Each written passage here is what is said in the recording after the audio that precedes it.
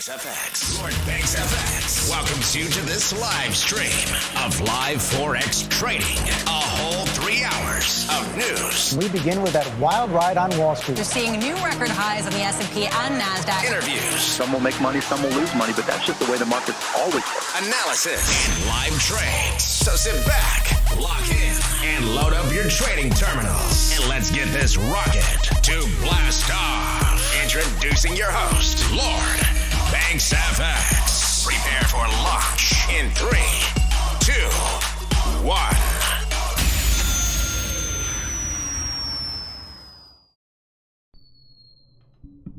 Yo, what's good, everybody?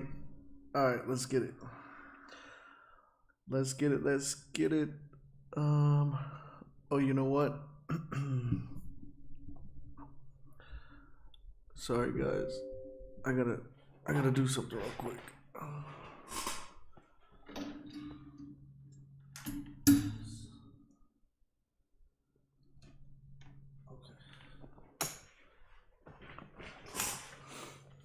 All right.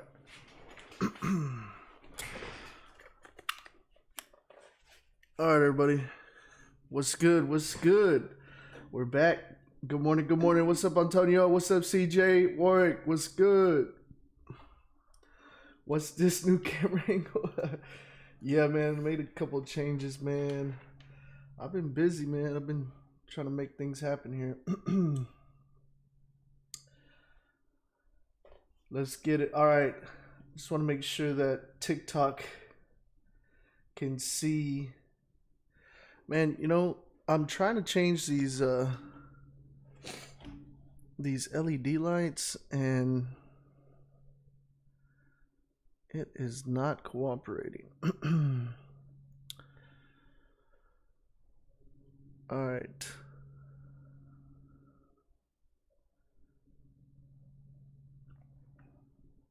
Okay, does that look better? Fuck it. That's what we're gonna go with. It's because there's like multiple ones, and you know what? I'm not even gonna mess with that right now because charts are moving. Charts are moving, guys. All is good, man. All is good. All is good. I just had a lot of things going on, man, to be honest. And what kills me is when I'm doing I do like London live, and then I do New York for my I do London for, or New York for my Learn and Earn, and then I'm like handling other business stuff, business meetings and stuff during the day, and it's been crazy where I've been busy, and I'd like lose sleep, so I've been like fighting it, and then like I end up crashing. I'm like, yesterday I was gonna go live, and then I end up taking a nap, and I just fall asleep. But yeah, Anthony says, I missed the trade you did before, the day before yesterday. That was killer. Oh yeah, man, that was nice. That was this trade right here. And then if you guys were trading the strategy, you know, the strategy called for yesterday, you'd have been looking at a range around right here. It would have broke out right here. You would have entered, put your stops below. You would have got a nice little 40 pip trade right there. See that? Boom. And then it came back down, retested, and then just like moved up. Right? I just don't like this. Like on TikTok, there's like a glare. See if I can fix that for you guys. What looks better? That.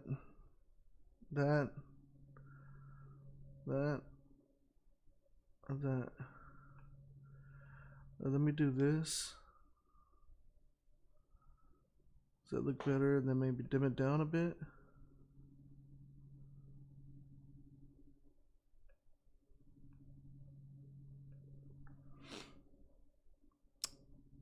We'll just do it like that for now. All right. This is GJ, guys. Okay. So I'm going to go ahead and do quick top-down analysis. You know how we do clean charts. So I'm going to go ahead and Make sure TikTok can see here. I'm gonna put it like this so you guys can see the actual price, right? If for some reason you guys can't see, let me know. If you want to see the full chart, the full screen, jump in my YouTube live. You can see everything in there. And let me turn on this little background music. Get it going, get it going. All right. You know how we do clean charts, baby. Reset the chart here. Let's look at the weekly. Oof. Look at that. Look at that. Bullish, bullish.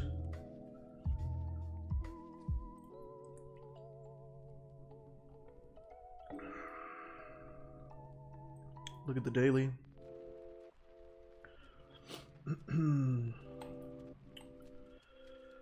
Yesterday we were bullish. I mean, we've been bullish. Let's look at the 4 hour. This 4 hour looks like, I mean, here's the tops of it, right? We have this little support here. And that could be possibly our range that we're working with.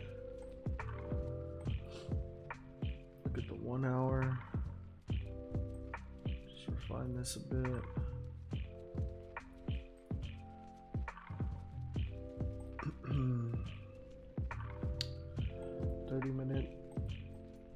And you know what? This is what I want to do. I'm not gonna fuck with this. Yeah, because this is gonna be actually my range. What happened here on the 4 hour over here to the left? Let's see where price is at. Okay. Just looking at price here.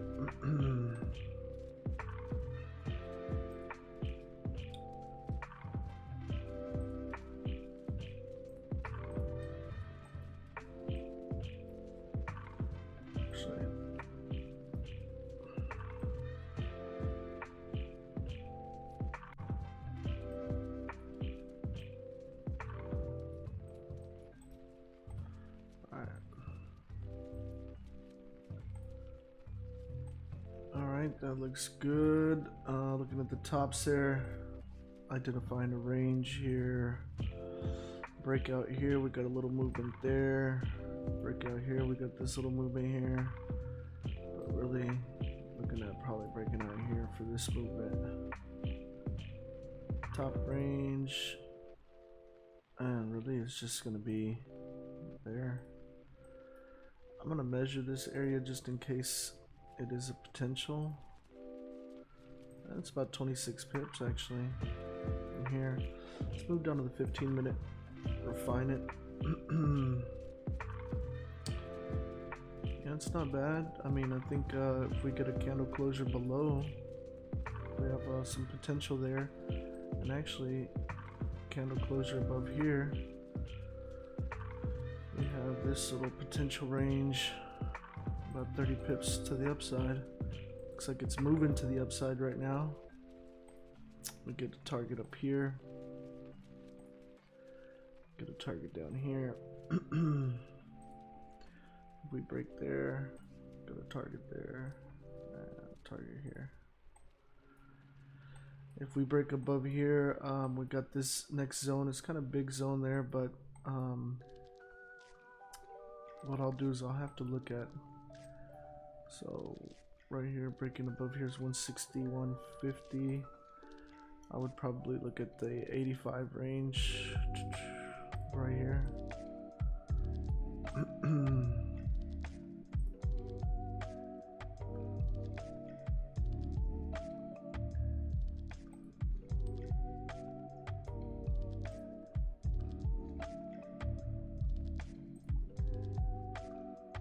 Just a couple of levels that I want to pay attention to. And what I'm going to do is I'm going to go ahead and set alerts here for this. Setting alerts. Crossing up. I'm going to get to your questions here in a minute, guys. I see you guys already going ham on here.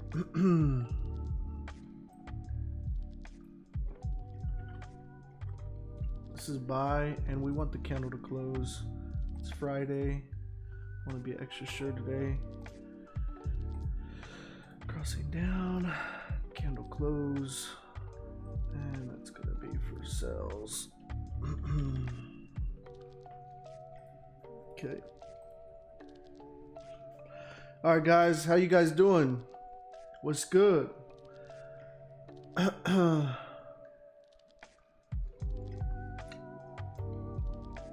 Where's the questions now? How's everybody doing?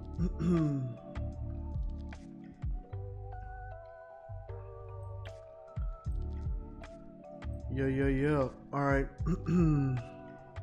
So, did you guys catch the trade I sent out in the Telegram? I sent out a free trade and a well, I shared it from the Learn and Earn. What noise? What? What no? Why do you always make that noise? I don't know what noise you're talking about. Is my mouth clicking or something? Because the microphone's like really close, I guess. Like, let me move the mic. Can you guys see the mic? Let me move it away a little bit. Maybe it's too close.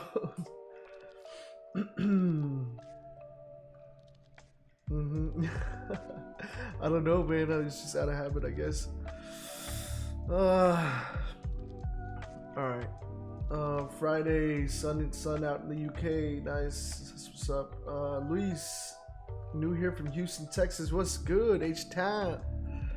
I got a lot of friends in Houston. I go up there quite often, actually.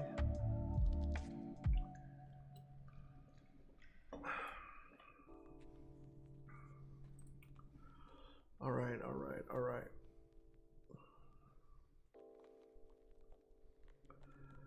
Okay.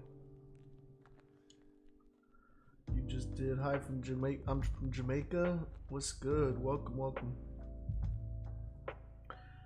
Yeah, sorry. I don't know. Much love from Cape Town, South Africa. What's good? This is GJ. Oh, let me go ahead and label this before TikTok goes crazy. TikTok be going crazy asking me, what is this? What chart? What time? Yo, if y'all really want to see the whole chart, jump in the YouTube. The YouTube has the full chart on here. And let me go ahead and copy the link to this. I'm going to go ahead and send it out to you guys on chat in YouTube and chat in Telegram. Getting some new subscribers there, I see. So if you guys hear that little sound, that hello motherfucker, that's when a new subscriber comes in. Hopefully I don't get banned. All the way from Kenya, what's good, Sabrina? I want to join, but first need to make sure your trades aren't dumb. So what trade did you give? You're talking about the GU trade? The GU trade is in the chat. I mean, in the Telegram. The Telegram is the free Telegram, bro. The free Telegram, I sent out I shared the trade. Like I have a free Telegram and I have a paid one. The free one, I'll send out a freebie like once a week. So if you look at the trade that I sent out today at 10 a.m. Excuse me, it was GU. And it just hit take profit 1 just a little while ago. FX Bounty Hunter, yep, in GU trade in a little later on entry, but in profit and move to break even. Nice. Let's get it. I love it. I want to make sure you guys are making money, man. Like, otherwise this whole thing is pointless. You know? But if we before I deleted this whole chart, remember I actually had the exact same zones basically, and I said we had broke through this area and we were going to retrace before we continued up, and we caught the retrace for our one of our trades. It was like 2 days ago. Remember during the live, it was like boom, we got this massive trade, and then here it created this support holding, and then it pushed up, created a higher low, continued up. So the break and then the pullback, this was the pullback. Now we didn't come back to retest this level, but creating this level of support caused this to continue up. Okay, so just the mechanics of the movement of where it's going. I'm in Hawaii. Nice. I love Hawaii. Well, Maui specifically. I spent some time actually in Maui and Honolulu, and I haven't visited like the other parts, but hard time zone of trade, London and New York. Yeah, man. But I mean, I do it like, because the lives I come on only London. The New York I do just like sending out setups to the Learn and Earn. But you know, I kind of wish I wasn't in New Zealand already. 7:30 p.m. here. Damn. But yeah, I mean, like, it's like right now for me it's 1 a.m. 1:27 a.m. So like I'm here till 4 a.m. and then like after 4 a.m. I'll try to like go to the gym afterwards, and then after the gym I'll come back to jump on the charts for New York. But yeah, man, it's usually like after New York I'll have like if I have any meetings or things I have to deal with, and then I'll try to take a nap afterwards. But sometimes, like lately, I've been having a lot of like, because I'm working on some investment deals and stuff, and they're just like, if I'm not like in control or telling people what to do, like they don't get done right. So I had to like take the time to work on that, and then I've been working on the course and stuff. So like, it's just a lot, you know. What time do you sleep, man? I usually like take a nap like around 3 o'clock in the afternoon to like maybe about 5 or 6, and then I get up and you know, do anything else I need to do, personal things. And usually I've been trying to go to sleep like bedtime like around 7-8 p.m. and then I get up like at midnight. But dude, it's hard. Like you know, there's this, like, I come on and I'm trying to like make content for Instagram, for TikTok, and it's just like sometimes that's why I don't really have like too much content. Like, I do not trade crypto. I invest in cryptocurrency, but I don't trade crypto. I only trade currency, commodities, and indices. Yeah. GU is touching against support. Yeah, it's doing like a little minor. Like if we look at GU, where's GU? Yeah, didn't I? Oh, it's right here. Yeah, because I sent it out my Learn and Earn. Oh, that's an old chart. Oh, excuse me. Oh. If you look at GU, if you took the GU trade, I sent the GU out in the free Telegram, and I sent it out. It's part of my Learn and Earn, but this is the freebie of the week. If you look at here, you know, I'm identifying resistance, right? Like resistance, and then boom. Here it broke. Here's the retest happening right now.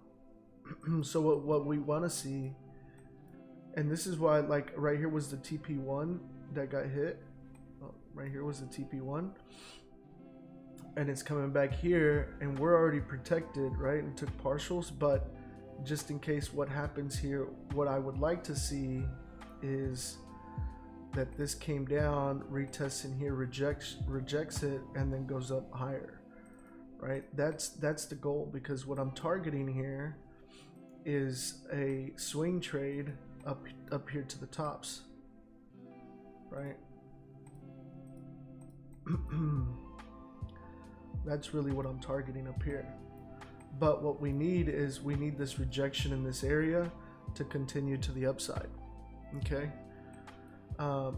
But basically we got into this today in the morning. It was like right around over here, right here. And the reason we got in is, if you can see here, let me just show you kind of what's been going on. If we look at this on the hourly, if we look at this on the hourly, you can see the trend that's going up, right? You see this trend to the upside. Man, TikTok is like, I wish you guys could see better. Let me see if I can, maybe like that. Okay, so you see the upside trend, right? Okay, so look, we understand that it's going up, and every time it's coming to test this area of the trend line, and it's pushing up, right? Pushing up, came down, not all the way, but pushed up, came down, pushed up, came down, pushed up, came down, pushed up. Okay, so if you understand the way trending works, is that they're gonna have a higher high and a higher low. Okay, so when you see this pullback here, you know it's coming back down to test the trend line, but it stopped out right here, created support, pushed up. But this push up right here did not break this market structure of this little level support, so it started consolidating, right? And then it continued down. This sharp push up is just a response to this sharp push down. Okay, but it's not complete yet. Like, it will move over, but it's not, the market doesn't move just up and down. It moves in waves, right? In waves. Okay, so here's the push, and it pulled up, and I'm like, okay, so this is moving up now, but this isn't the retest, right? This isn't, here's the break here, it's breaking, here's retesting, it's not ready yet. So it's consolidating, I'm waiting, and then you see it break again down to the downside. When you see this break back down to the downside, then you understand that, okay, this wasn't the actual new low, right? This was just pushing up in a response to the prolonged movement to the downside. Then we have this consolidation, and then we have the actual move to the downside, coming to test the trend line, respecting this, creating support, pushing up. Okay, then we have, when it's pushed up here, we're like, okay, now we're getting ready to either retest this level of resistance or break through it. So we wait. It came up, capped out right there, got exhausted, and then what happened? It fell back down. Okay, now for me to understand that the market has now changed from coming down to going back up, what am I looking for? I'm looking for a new high, okay, which it created here, created a new high. This high right here broke all these candles, right? Came back up to this level. But at the same time, I want the extra confirmation. What's my extra confirmation? Is the fact that it creates a new higher low. So here's the low, right? And this low is higher than this low. Okay, so at this point right here, I see this bullish engulfing candle. I see its continued movement. Okay, now I see that we're moving up. Now for me, I am confident that we are starting to go up. Okay, so when this happens here, this is where I got in the morning. Actually, it was like around over here.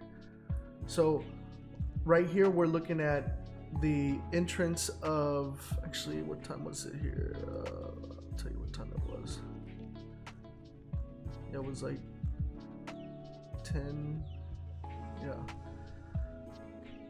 So we're moving here, and when this candle was moving up on the smaller time frame, this is, yeah, because I got in on the 15. Yeah, where's it at? Okay, right here. So once we see this, I see this push up, create new highs. Right here, created a higher low. See the higher low right here? And I'll point it out like this. Here's a low, here's a higher low. Once we pushed up right here, we're breaking these tops, so I entered into the trade, and then I put my stops below here because I said, you know, we're going to be pushing up. This is the low now, the true low, because the market structure is changing now from the movement that it's been going down to the upside.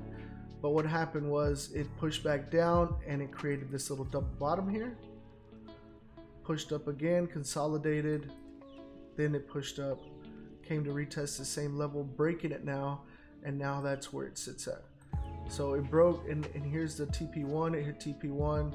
Right now it's retesting this level of support that it broke through. Now it can come and reject and push back up, or it can come and fall. It can come straight down, retest it as a level of resistance, and then go down lower to retest the trend line again. Now what I'm looking for is this move, right? That's what I'm hoping for. But you know, the market's gonna do what the market's gonna do. At this point, like, we already secured partials, it hit our TP1, and we're waiting for this rejection here. So right now, I mean, we have like 8 minutes left on this candle, but really I'm looking at it on the 1 hour. So it can come down, and I mean, I'm looking for overall movement to the upside. And the good thing is that, you know, it's like 1:30 right now, and we have London session coming up, you know, London Open. So I'm hoping with the London Open, we're going to have some volume, and then it's going to push up. Make sense?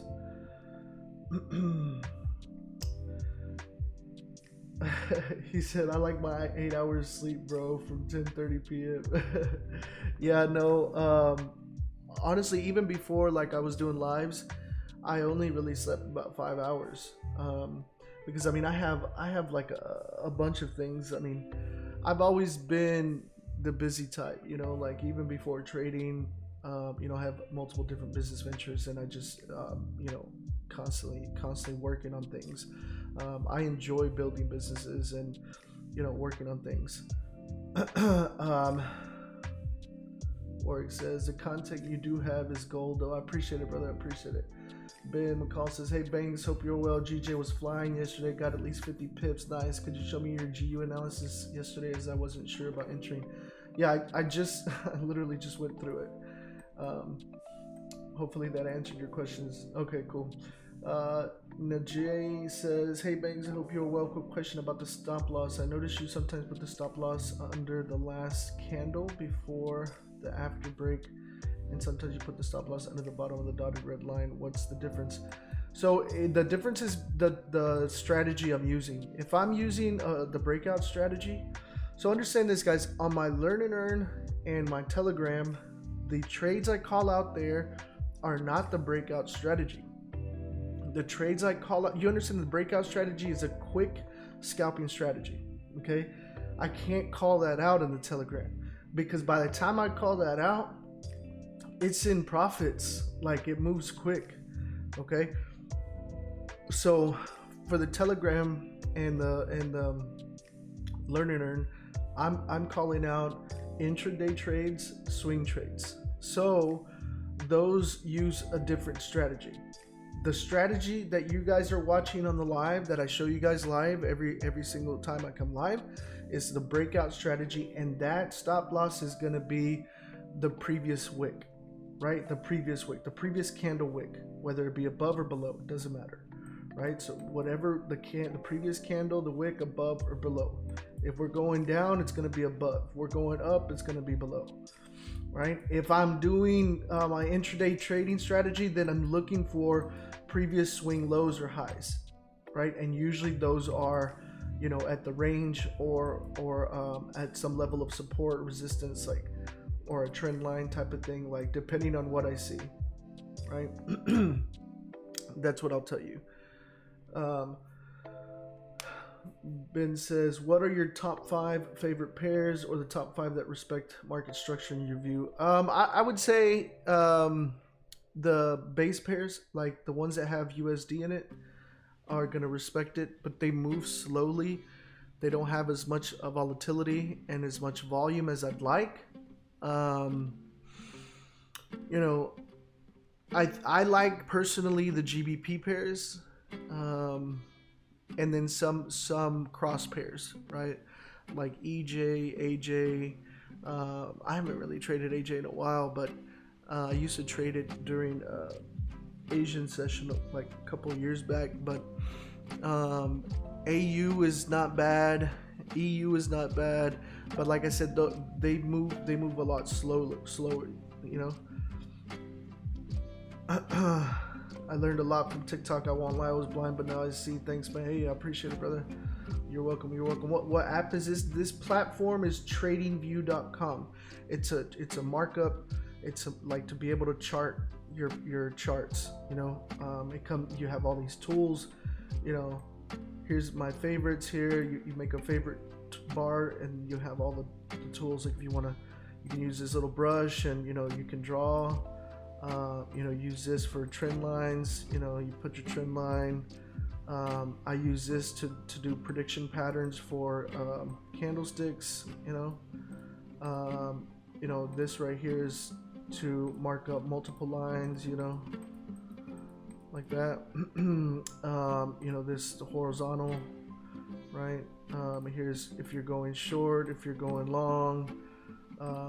You know, measuring the volume, the size, the range. Here's the arrow pointing, my rectangle for the stops, my key levels areas. Here's just a line thing, the horizontal line. Yeah, and even like if you're doing like fib stuff, you know, all of those things. So I'm gonna go back here because I made a mess of the chart, but I'm just showing you the, you know, the capability of this. I love TradingView. Like I've been using TradingView maybe 5 years now. Well, like I've had TradingView as a paid member for like 5 years, but I've been using it maybe like after the first year of trading, I started using TradingView. Are you looking to enter GJ on the downside too if it rejects resistance on the 30-minute? Let me see. I will tell you, GJ, I don't see, I mean, I haven't seen it cap out yet, to be honest, and it's in new highs from like a long time ago. Like let's look at the 4 hour. Let's go all the way back to where price is right now. Look at this.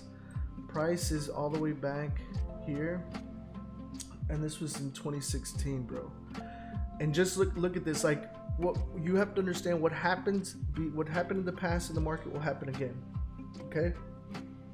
Not to say I'm trying to predict price, but to give you an outlook of where price may be going. So if price is right here where it consolidated, and then after this consolidation it dropped, okay, but price right now is on its way up because we know it's been bullish and it's in this area. If it breaks higher than this area, what happens over here? Look at this. I mean, it's gonna go up to here, right? Or here. Like, it has room to grow. Right now, if price was in this area, like here, you know, I'd be like, oh, okay, well, maybe we're moving down, right?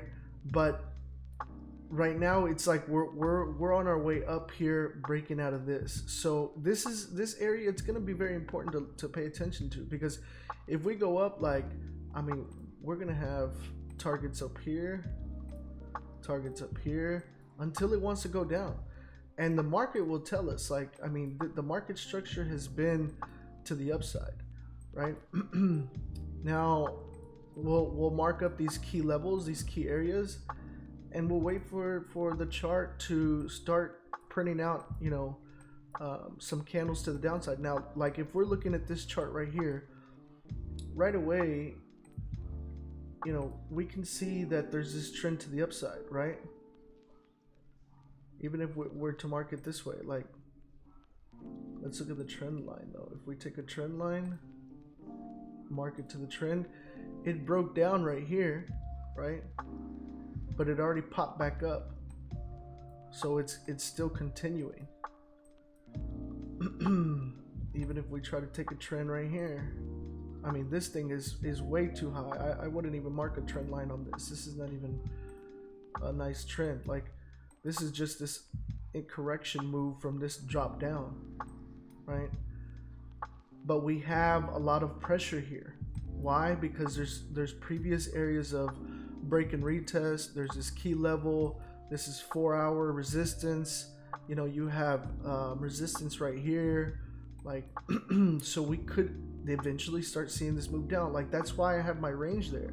My range is there because there's previous resistance there, right? So once we start seeing, you know, market structure to the downside, then we can say, oh, okay, this is going to break. We can even probably just take, once we see a break of this trend line, you could probably take a trade there, right? What's going to happen is this is going to come down. It's going to create some kind of support, right? And then it might have a candle up, and then breaking that level of support, we can enter. We can enter because we have this nice movement here.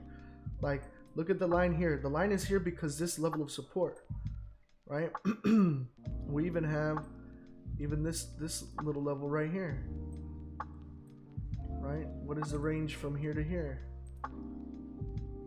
Like 23 pips. That's totally worth it. 25 pips. We can take a little scalp trade there. I wouldn't mind. So like I said, you know, let's just wait and read price action, see what it's doing, right? All right, let's see here. Take my drink real quick.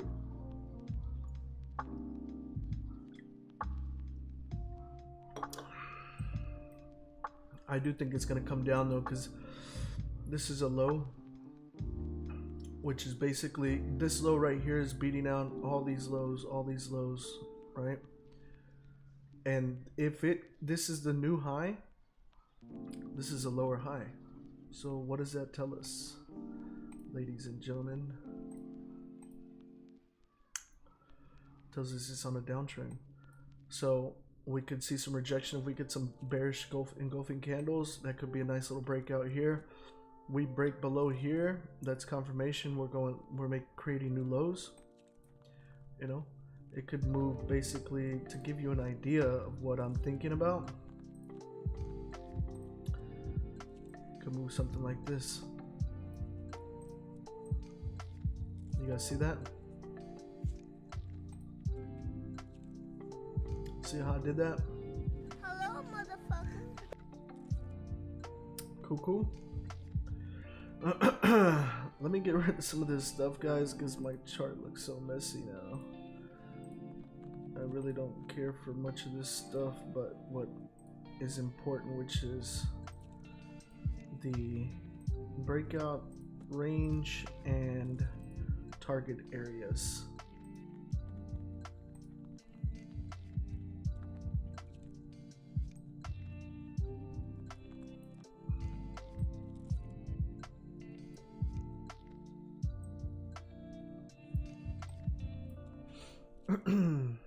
Okay. So what would you got? Lord Banks, gold, please. All right, you guys want gold? I'll give you gold. Let's do gold.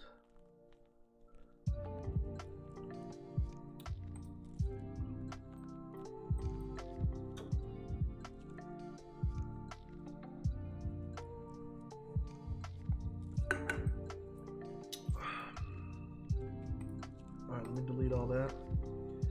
Let's look at the weekly. You know how we do clean charts? Everything's deleted.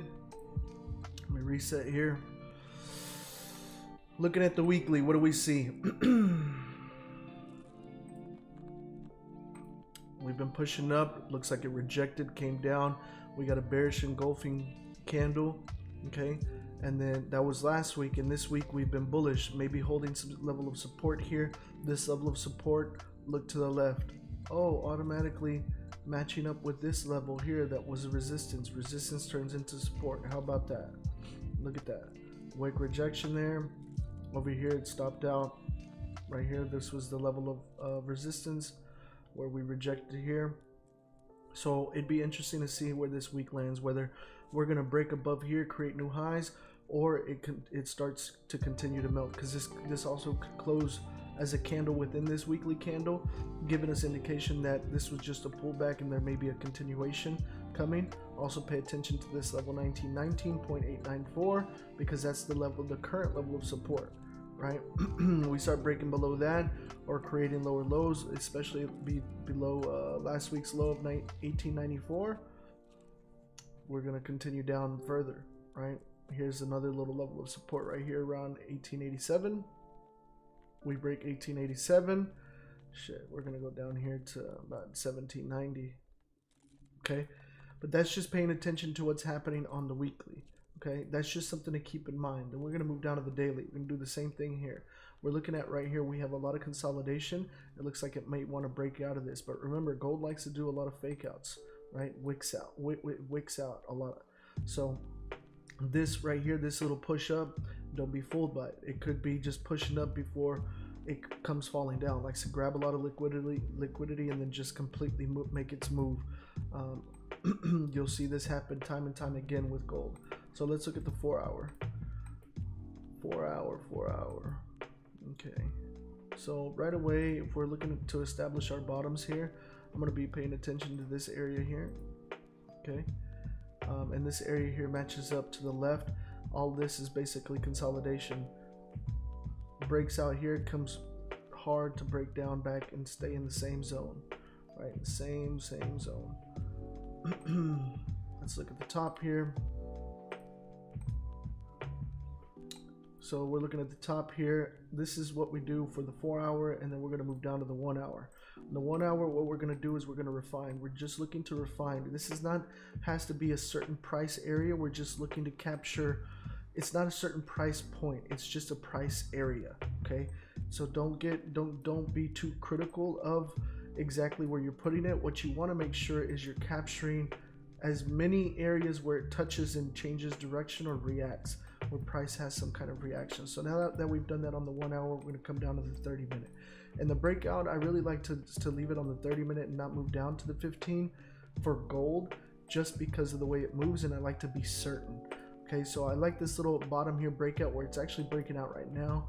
The only reason I wouldn't get into this because on the top it doesn't have a top wick. Okay, so I pay attention to that because you want the trade to be able to breathe. You want a top wick and a top and a bottom wick to understand that it's moving, because the market moves in waves, not up and down. Okay.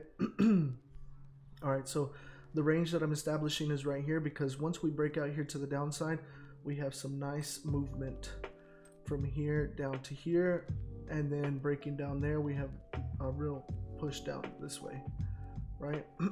So I'll go ahead and identify these targets here, right there, boom, to the downside, right there, boom. If we break there, probably pay attention to that area there. Now if we break up to the upside, I'm gonna have to go ahead and look to the left because I have no reference here, right? So looking to the left, right away we see this little top area right here, boom. Put our target there. Breaking up to there, we have this area right here where it's rejecting. It looks like it broke, retested, and then we have the tops of that. Boom. So there we got targets to the downside and to the top. And what I'm going to do is I'm going to go ahead and move this down here to the bottom, just because I know there's a little level of support there, but seeing this wick here tells me that once we have volume moving down here, we're going to fly through that and hit the bottom, right? So what I'm going to do now is go ahead and copy this and send it out. I wouldn't jump into this one, like I said here. And you know what, just to be safe and not jump in on that, what I'll do is probably move my entry to below this wick. So this is actually still in the no trade zone. Does that make sense? And the reason I'm doing that is because, and you know what, if I move down to the 15, yeah, you see the 15? Boom, no wick. Like, we want to wait for real nice price movement to the downside. Okay. So we'll wait for the candle to close below. Okay, and I'll go ahead and copy this link. This was gold, guys. I'm doing this. Old t-shirt on TikTok has been asking for this. This is gold, XAUUSD, gold on TradingView. I'm sending out that chart to the chat in YouTube, and I'm sending it out to the Telegram.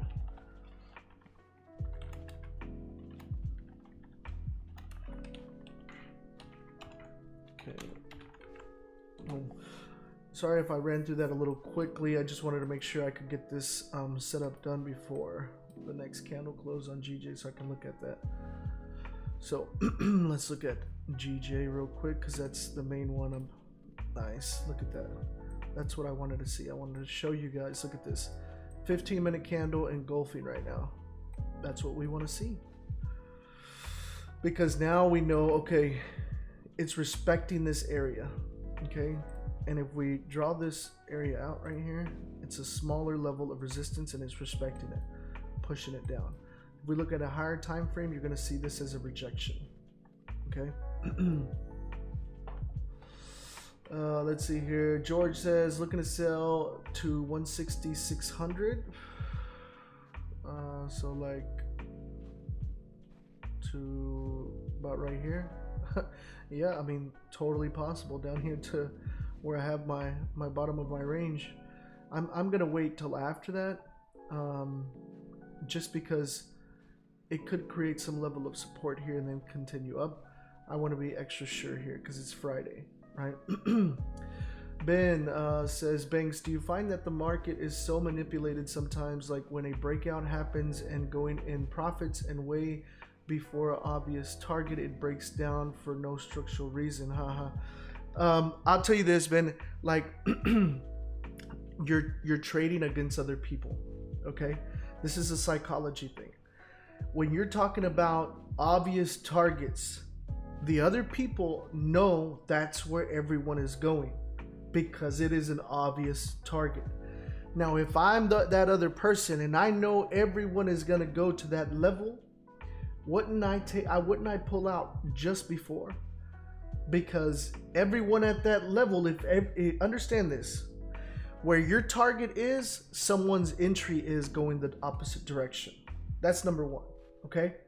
So when you're hitting that obvious target, understand that someone is going the other direction. Now, as a seasoned veteran in this game, I know obvious targets for me is I'm trading against somebody else. You understand the way you're making money is you're taking from the people that are losing and you're putting it in your pockets. You're talking about it's taking right before and then taking, like, stopping and turning around.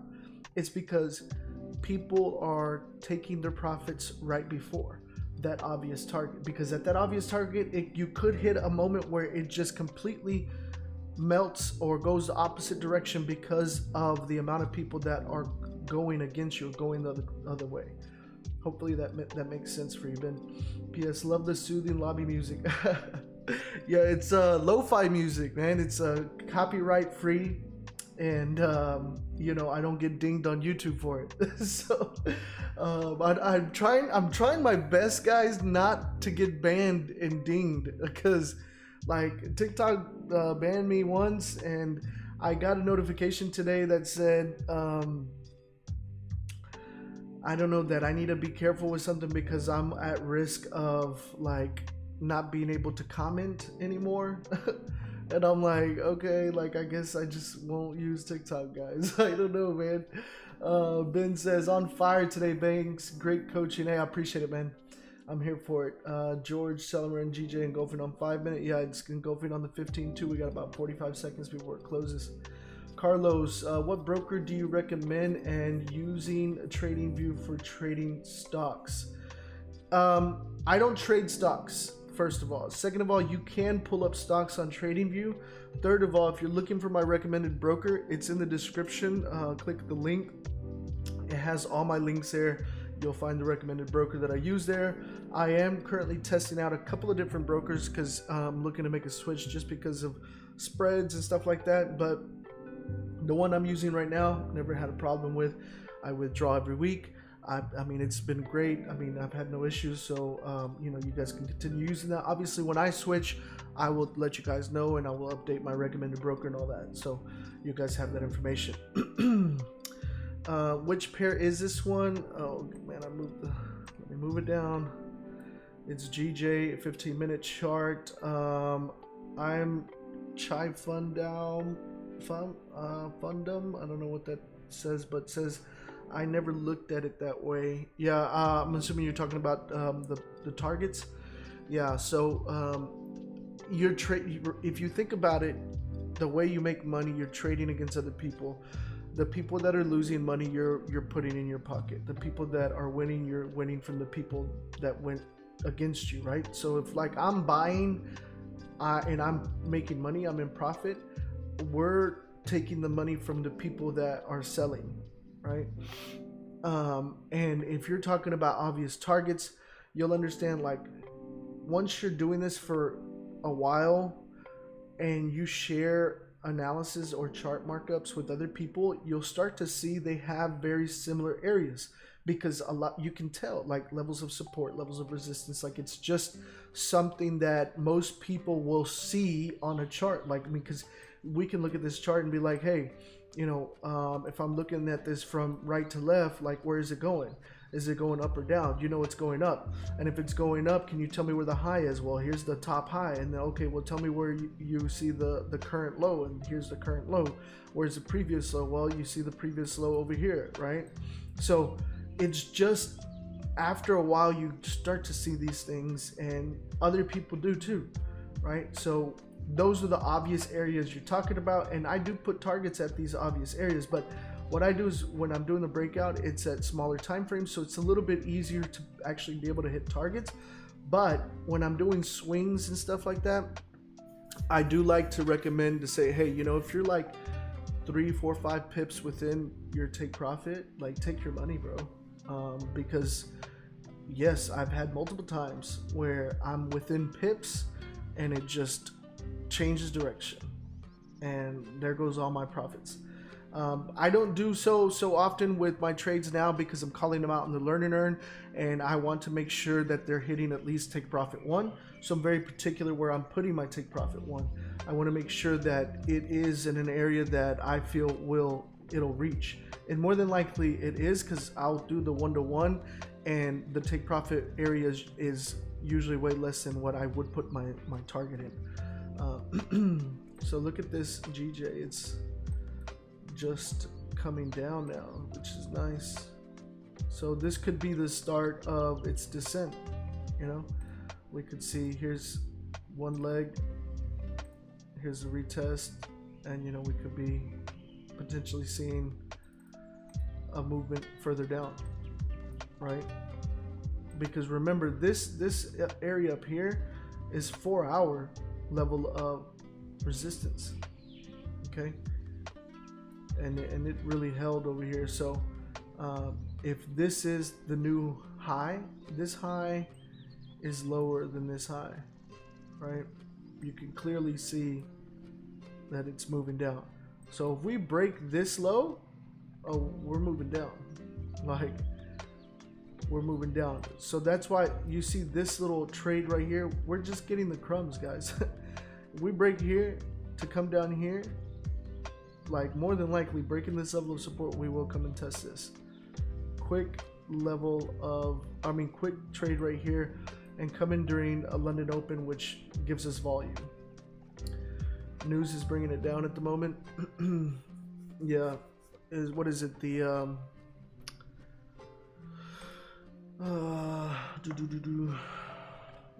my Forex factory closed down. I had to restart my whole computer. Yeah, the retail sales. Yeah, minus 0.3. Forecasted was 0.6. So bad numbers for GBP retail sales. So I can see why it's moving down. I think once the initial reaction is gone, though, it might continue on its pattern. Although GJ would be, for me, moving down.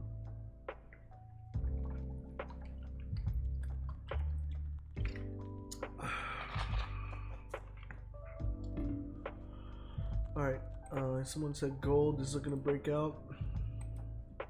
Yeah, it does look that way. It looks like here, but there was no wick to the bottom. You see how no wick to the top, no wick to the bottom? You would have got in here, would have gave you drawdown. Now it's coming down. I would wait to see what this candle looks like, if it's going to close. I mean, it is already below this range, so you could potentially get in on this one, but I'd wait for this candle to close to see what this 15-minute candle is going to look like. And then you could potentially take, you know, a trade here, put in your stops above that, and then, you know, you got your first target here, you got your second target down here, right? So wherever this, I mean, this could land. It just depending on where it does land, right? Or stop, close, I mean.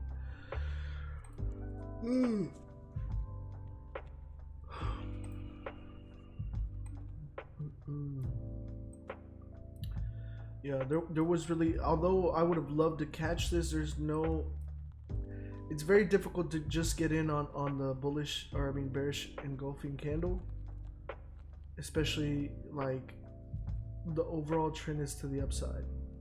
So I need like more indication for myself to feel comfortable jumping into that, you know.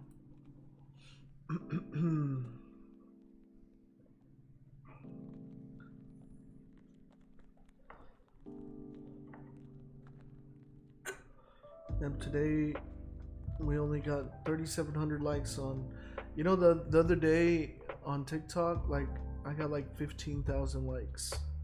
It's like the most I've ever gotten. It was crazy. But there was also like 300 people on the live. Today there's only 25. Maybe because it's Friday. Most people are out in the bars. Like most people, you know, they say, oh, they want to take this seriously and they want this to replace their income and whatnot, but yet, you know, every opportunity they get, they're gonna go out to the bars, go party, and not spend the time that they do have on learning the skill and, you know, back testing, or just, you know, watching the charts, like doing replays, you know, testing out strategies, like a bunch of different things you could be doing, journaling, reviewing your journal entries, and then they come Monday and they realize their life is shitty and they don't like their job and they want to learn how to trade, and they're trying to learn Monday before they go to work so they can become a millionaire tomorrow. And those people are the ones that always lose their money, because they don't put that effort in. Like, you understand, this skill is going to take time and effort, okay? And I just mentioned that, like, I'm not saying that there's nothing wrong with going out, like, you know, you should have a nice balance, but you also need to understand you have to make some kind of commitment, you know, make some kind of commitment to jump in here and be present and learn. You know, for example, for me, I'm here with you guys. Like, you can be asking me questions, you can work on it during the weekend, come back on the next live and be ready with your questions. Like, I'm an open book, man. Like, I'm here answering you guys like left and right. So I have, well, there's 38 people on YouTube watching. There's 38 people watching. I got 7 likes on YouTube. Come on, guys. I got 3,700 likes on TikTok and I only got 7 likes on YouTube. Come on, man, give me a like, please. I've been out here slaving away for you guys. Not really, but, you know, spending my time with y'all, man, trying to teach y'all something, like giving y'all this free game. Which day and time are your lives usually? So inconsistent. Yeah, I try to do like Monday through Friday, but the thing is, you know, this week has been hectic, first of all. So I've only been live like Monday and I don't know, what was it, Tuesday, missed Wednesday, and here's no, it's like Tuesday, I missed Monday, and then Tuesday, Wednesday, and then I missed Thursday, and today's Friday. So I'll tell you this, that I tried to go live for London session, but sometimes I don't go live. I will send out like on Telegram or Discord, you know, if I'm going live or not. But either way, you know, I'm trying to go live for London session. For New York session, I reserve that for my Learn and Earn people, my Learn and Earn members that are paying for my Learn and Earn group. So, and they get like all my other trades that I send out and everything.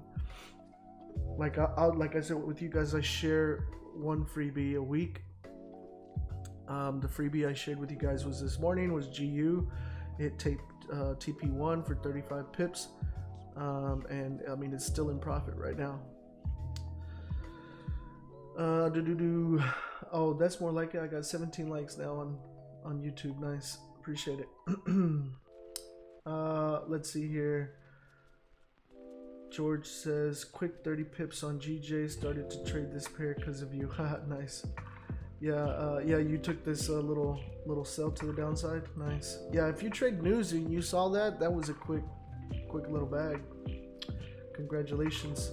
Nav Deep Sing, what about gold, bro? I did gold, man. Look, I told you guys, wait for this candle to close. You got 3.5 minutes. Because if it comes back up here into this area, I wouldn't trade it. But if it closes below here, you know, you can jump into a sell, put your stops above, and then target the first target.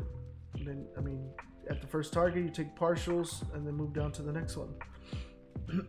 Carlos, friend, thank you. I just started following you because I saw you on TikTok.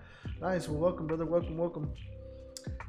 Fitness and Health says, bro, how long does it take to master this? I will tell you this, man. There's times where I've met people that in fucking 3 months, they're like picking it up profitable, consistent, or less. Like, I mean, quick, right? But then I know people that have been doing it for years and still not making a profit. I think that depends on the person, okay?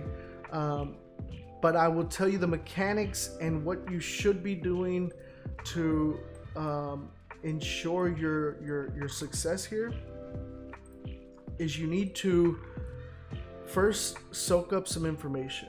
You need to have a starting point. You need to be able to have direction. You need to be able to measure your progress. And this is what I talk about like consistently. I tell you guys, you need to focus on starting with your trading plan. You need to follow that religiously and figure out what it takes to master a pair, because that's what it takes to master a pair. Okay, to master a pair, you need to have that trading plan. You need to show up every single day just for that one pair. Because the thing is most of you guys are flip-flopping back and forth, going to multiple different things, thinking that, you know, the more you trade, the more you can make. No, that's wrong. That is wrong. You have to understand, you can literally make all the money you want trading one pair. It does not take it, you cannot underestimate what 10 pips a day can do for you. Now, if you're not happy with what 10 pips a day is making you, is because your account is too small and you need to compound it. And in order to do that, you need more wins. Okay, that gives more justification as to the fact that why you should just focus on one pair. Okay, because this is a game of probability. The more time you're on the charts, the higher the probability that you give money back to the markets. Okay, you want to come in, do your thing, and leave. Okay, so, and that's what I talk about, what a trading plan does for you, is you need to be able to have a trading plan that tells you what time you're going to trade, what session you're going to trade, what pair you're going to trade, what strategy you're going to use, at the same time what risk you're going to use. And when you do that, you can put yourself at ease with trying to figure out what you're going to do, because you look at your trading plan, just do that, because that was identified before you enter a trade, before you look at the chart, before you do any of those things. You have a trading plan, and that's what you're going to follow. And if you leave it like that, like I'm telling you guys, it takes a lot of emotion out of it, because when you're trying to make a decision, don't try to make a decision when you're in a trade, when you're in drawdown, when you're in profit. If you don't know what to do, look at your trading plan. Your trading plan is going to tell you what to do. It's going to tell you what you should be risking, when you should be getting out, how much, like what your goal is for the day. Everything you need to know should be on your trading plan way before you even start. Okay, so whenever you have a question, and more than likely that question is going to come up when you're in the middle of a trade and you're going to feel rushed, like what should I do? You need to look at your trading plan and then refer to that and stay disciplined to that. When you do that for long enough, I guarantee, just take one pair and do this for a month. Okay, you're going to figure out that pair. It's going to tell you exactly what to do. Okay, but the thing is, most people don't want that. Most people want to be a millionaire yesterday, and they over leverage, they overtrade, they're not disciplined, they don't have a trading plan, like they just jump into trades and they don't even know how much potentially they could lose. You understand, when I jump into a trade with whatever lot size I choose, I already know and I already write off in my mind what that stop loss is. If I'm risking $1,000, in my mind, I spent $1,000. Boom, gone. If I make money, that's awesome. That's what I want. But in my mind, I already spent $1,000. Then I manage my trade, and if I cut it in half, if I don't like the way it's moving, and I reduce my risk and I end up only losing 500, that's a win for me because I lost less than I planned to lose. Okay? But the thing is you have to come up with that trading plan for yourself. Now, when I started, I'll tell you this, I started and I didn't do that. I didn't have a trading plan. I didn't have risk management. I didn't have, like, I was just clicking buttons and thinking I knew what's what. And I started using an indicator that someone said, oh yeah, you just gotta look at these moving averages, and at the cross you enter, and you put your stop at the bottom, and boom. And the lot sizes, the higher the lot size, the more you make, right? Easy. I was like, fuck it, okay, I'm gonna just put big lot sizes and go. And I got lucky on some, yes, and then some like completely blew my account. And then after a while, after blowing your account for a few times, then you understand, okay, you know what, I need to figure out how and what I'm doing, because I'm wasting money here. So, and I don't like to say I'm wasting money. Like everything, when I gave money back to the markets, I like to consider that me paying for lessons, okay? And those lessons that I paid for, they turn into rules. They turn into my rules. And my rules is what I tell you guys what to do, when to do, and how to do, because at some point in my trading career, I paid for that, okay? George says, how long have you been trading for again? Thanks, for about 8 years, bro. I've been trading for about 8 years. So I started trading back in like 2014. And it was honestly it was just because I always wanted to learn how to trade, like day trade. I'd watch like day trading and financial like things, and I'd be like, man, that'd be cool if I could trade. And I initially started with trying to trade stocks. I was looking at stocks to trade, and I was like following like people online that were trading stocks and stuff. But then I came across currency. And currency was like, basically running 24/5, right? Monday through Friday. And I was like, dude, this is great, because stocks is usually, you're trading during the New York Stock Exchange hours. And, by 11 a.m. it's kind of like, slowing down. And for me, I wanted to trade something that gave me more flexibility with the times that I would trade. So I started looking into currency.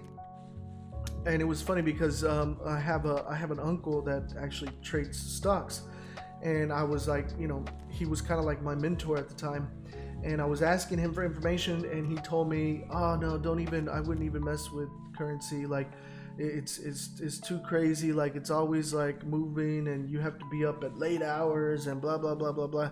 And I was like, okay. But traditionally, usually when people have told me to stay away and not do things, I end up doing them, and they play out phenomenally for me. Like, when I started my first business, I was discouraged not to start my first business by my parents. My parents actually told me, hey, stay at your job, guaranteed paycheck, blah blah blah blah blah. And I said, okay, cool, yeah, thanks, for your advice, I appreciate it. And they're like, yeah, good thing you came to me before you made an irrational decision. And I said, oh, no, I didn't say I was going to take your advice. I just said, thank you for your advice. I'm still going to do what I want to do. And I ended up, quitting my job and starting my business. But, I always think about that. I think it's funny. But, I decided to get into currencies, and at the beginning, it was just gambling. Like, I didn't have any kind of structure towards it. But as I grew into it, I started understanding, okay, yeah, and I knew people talked about risk management and trading plans and blah blah blah blah blah, but I was always like I had a knack for doing things and being really good at things without having to do like a lot of back work towards it. And you know, I'm not trying to like sound egotistical or whatever, but like I've just been good at doing things, like where I'm really good at just doing things, like, you know, like that person, that athletic person that's good like at all the sports. Like that's me with numbers and businesses. Like I'm like that. So when I started trading, I was like, oh, like, you know, I don't need to go through all that like everybody's gone through. I'm naturally good at these things.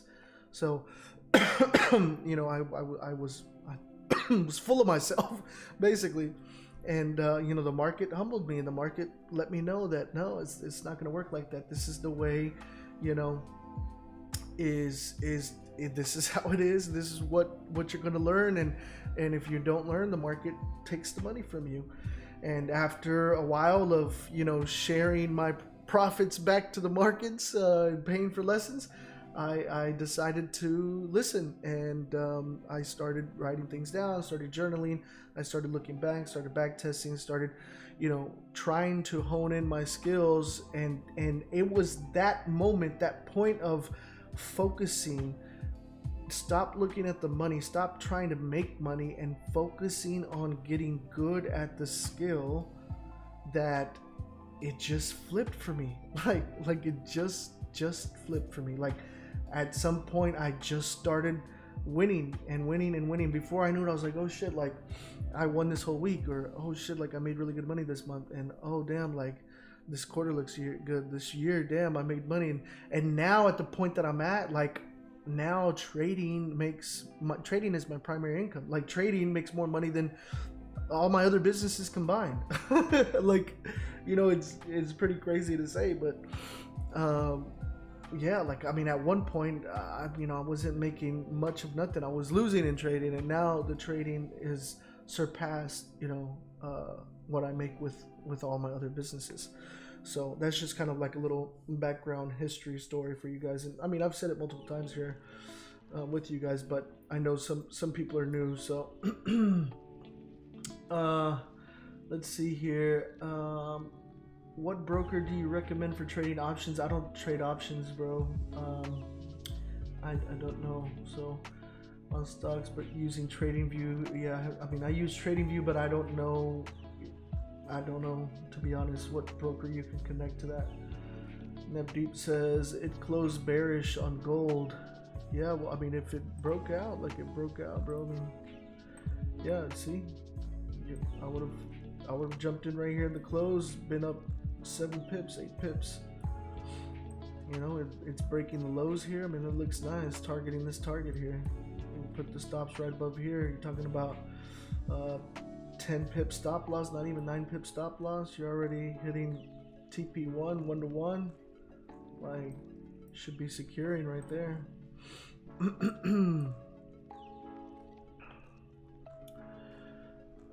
Let's see here. Najee says, for the risk, how much can you lose in a day before you calling it a quits for the day? If I'm day trading, I'll tell you this: if I take 2 losses, I'm done. I usually jump in a trade, and if I take I take a second trade if I'm taking a second chance trade, and my bias isn't changing. And if I take 2 trades and I win those 2 trades, like I don't mind taking an extra trade. If it's a good setup, you know, if I'm iffy about it, if I'm like, oh, I'm not sure, this was a little risky, then I'll stay out. I don't trade. But if I like win one and lose one, I get out. I'm done. If I, like I said, win both, I don't mind taking an extra one. If I lose one, I will only take a second trade if it's the same setup, and my bias doesn't change, and I'm just giving it a second chance. So that's what I would do, how I do my risk stuff. SimJ says, someone help me and do a quick analysis on GJ, came in late. Yeah, well, it's on the chart here, sweetheart. Look, we got a range here, right here, boom, range right here, boom, and I'm waiting for the breakout. We're just waiting right now. We haven't done anything. We have not done anything. We're just waiting. Ben says the bear flag on Euro USD still going. Yeah, well, yeah, it was on the 4-hour hourly that we saw that, right? So 4-hour, yeah.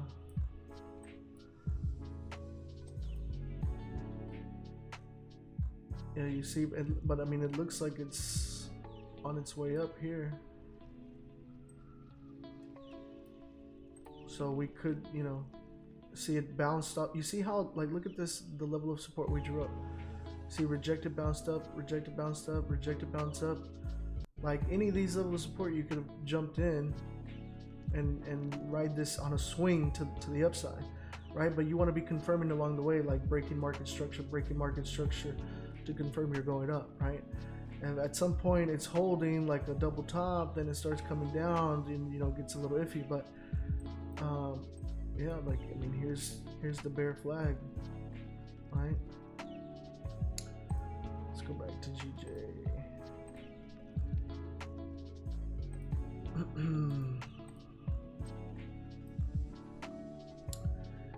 All right, so that is dope, man. 8 years and you're doing what you love. I respect the hustle. Appreciate it, man. Bit analysis on Euro GBP. Yeah, I'll check it out here in a second. Julio, God bless you, brother. I just started following you. Are amazing. I appreciate it, man. Welcome, welcome. Analysis on GBP JPY. This is GBP JPY. We already did the analysis. It's here. I sent the chart in the chat. Gold trade playing out nice. Yep, probably. Yeah, let's see. Yeah, told you guys. I mean, I didn't take it. I'm not trading. Look, it's already gonna hit the first target. Who took this trade? First target here. Let's see. I got the sounds fixed, guys. So we got the horns. I don't know if you guys can hear. You guys can probably hear it on YouTube, but not on TikTok. Let's answer some questions here on TikTok. Man, you guys were going nuts here. Oh my gosh. Okay, so it looks like sheesh. Controlling, okay,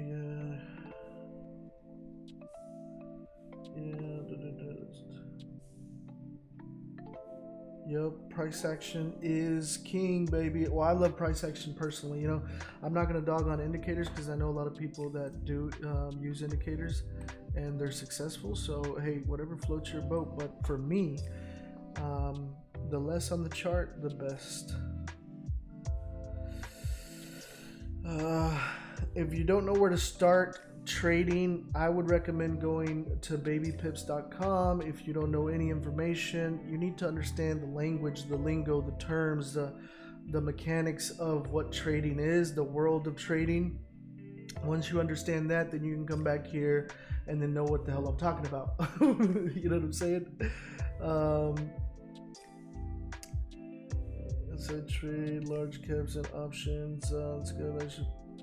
Should I pay for a mentor? You mean a mentor? I'll tell you this, man. Like, you can learn a lot of information that's out there for free. I think that the only thing about it is that there's so much information, and then there's a lot of like misinformation, and then you don't know what information is good for you because everyone is different. Understand this, there is no one secret sauce, one strategy that is everything, right? The trading is not like that. Like, there could be a strategy that works for me and it may not work for somebody else. Okay, so I would not tell you, hey, you don't only trade this strategy, or only do this, or only follow this. I would focus on consuming some kind of content and finding someone that is, you know, at least relatable or easy to understand, or you feel like you're soaking up some information from them, and then kind of mirror them and see what they're doing to be successful, and then incorporate that for yourself. Because here's what's going to happen, guys. For you guys that are not profitable or consistent, you guys are looking at my strategy and thinking this is the complete best strategy. And I'll tell you that it is the best strategy, because for me it is. But you're going to take the strategy and you're going to add your own little things to it, making it your own.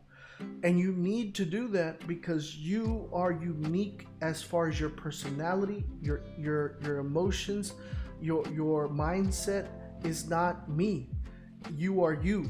Okay? By being you, you have to understand that you have to have yourself tweak to what works for you. Now you can take what I'm giving you here and then have it work for you in your own way, right? Maybe you trade a different session. Maybe you trade a different pair. Maybe you trade, a different way. Whatever the case may be, like, you can take bits and pieces and then make it your own.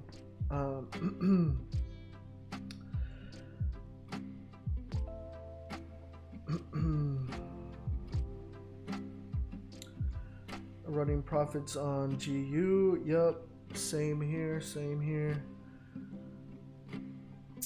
Yeah, it says you don't need to buy books, courses, or mentorships. You can literally learn everything on YouTube. Now, yeah, I do believe you can learn a lot on YouTube, but I recommend 2 books. Well, the only 2 books that I recommend is Trading in the Zone for Psychology by Mark Douglas and Naked Forex.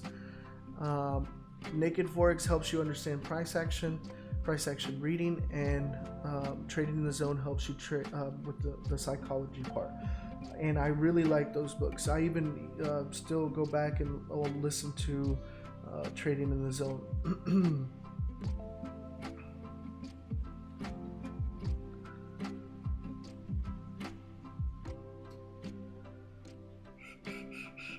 Yeah, consistent and profitable strategy for sure.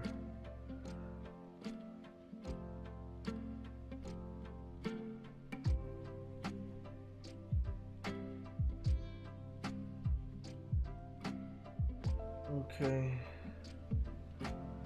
Trading in the Zone, yeah. All right, cool.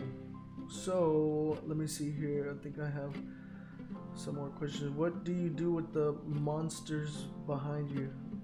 Monitors behind me?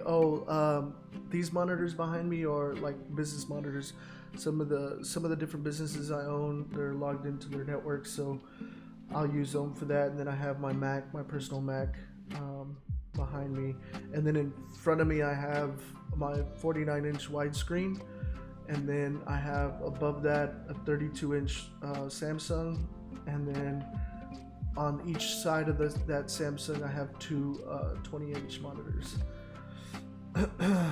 I can probably show you guys on TikTok, but like you see, there's my 20-inch, here's my 32-inch, other 20-inch, and then my 5K 49-inch widescreen. And then behind me, those are like for my businesses, because I have like emails and stuff and reports that come to me and stuff like that. And then the Mac, I used to for a hobby, but I haven't done it in so long, but like video editing and stuff like that, I love the Mac for that. And I actually used to stream off the Mac. Oh, and then I have my iPad right here. This is like when I'm like mobile, I have my trading view on there, and I have the price alerts coming up and stuff, so I can enter trades and shit if I'm like, because I'll travel and whatnot. By the way, next month, usually for historically on April, like I have like my greatest month like of trading throughout the year.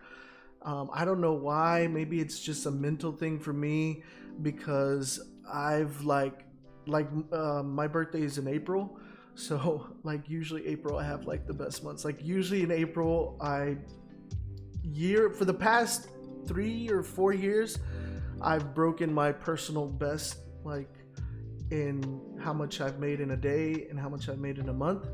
And I don't know if I'm sure it's tied to my emotions because it's my birthday, but yeah, my birthday's in April, and I usually take like the whole month and I'll travel for the month of April. But this month, like I have a lot of things going on.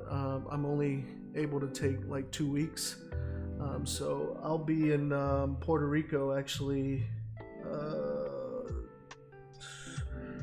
the second week of April.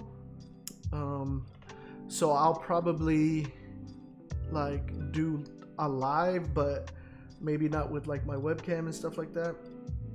I'll probably just do like a live sharing the chart or something like that. Like I'll figure out how I'll do it, but because I'll just have my laptop and my iPad, so I don't know. I might not be able to go live on TikTok on those. Looking at GJ, it's in a rising wedge, and I also see inverse head and shoulders. You talking about like right here?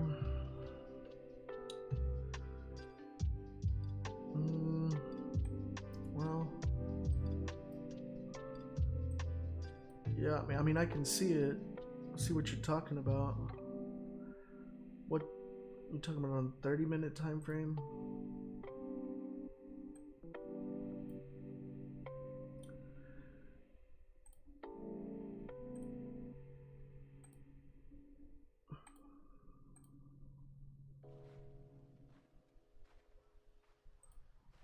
Talking about that wedge right there. Yeah, I mean, I see it. See what you're talking about.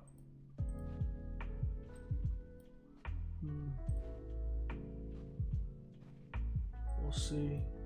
I mean, usually like I like the patterns on a higher time frame, like maybe the 1 hour.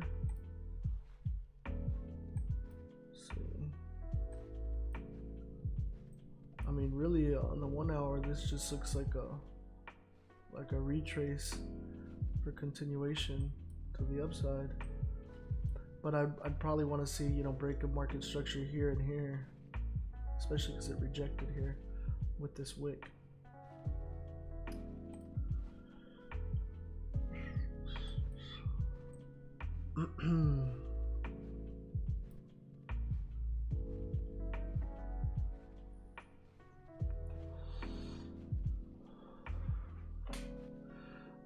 Let's see here. Christian says I got in GJ at 153.453 and took partials already. Still holding the rest. If it keeps going, I will hold for months. 153. Oh, on buys. Oh yeah. You're swinging this. Yeah. I think you sent. Did you send a chart in the Discord?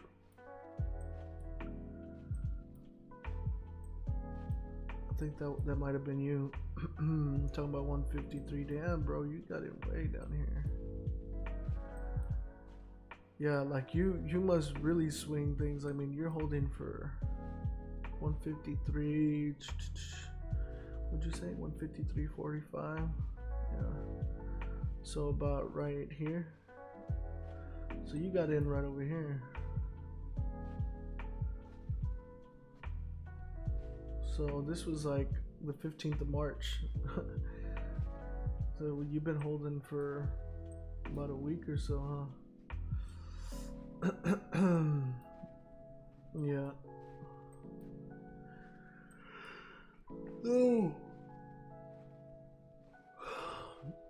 Was considering buying an indicator. Demo proved it worked before I found your live on TikTok. Now I'm confused. What do you advise? I don't use indicators. I would never buy an indicator. I mean, that's just me though, dude. But like I said, I know people that are successful and make money and they use indicators.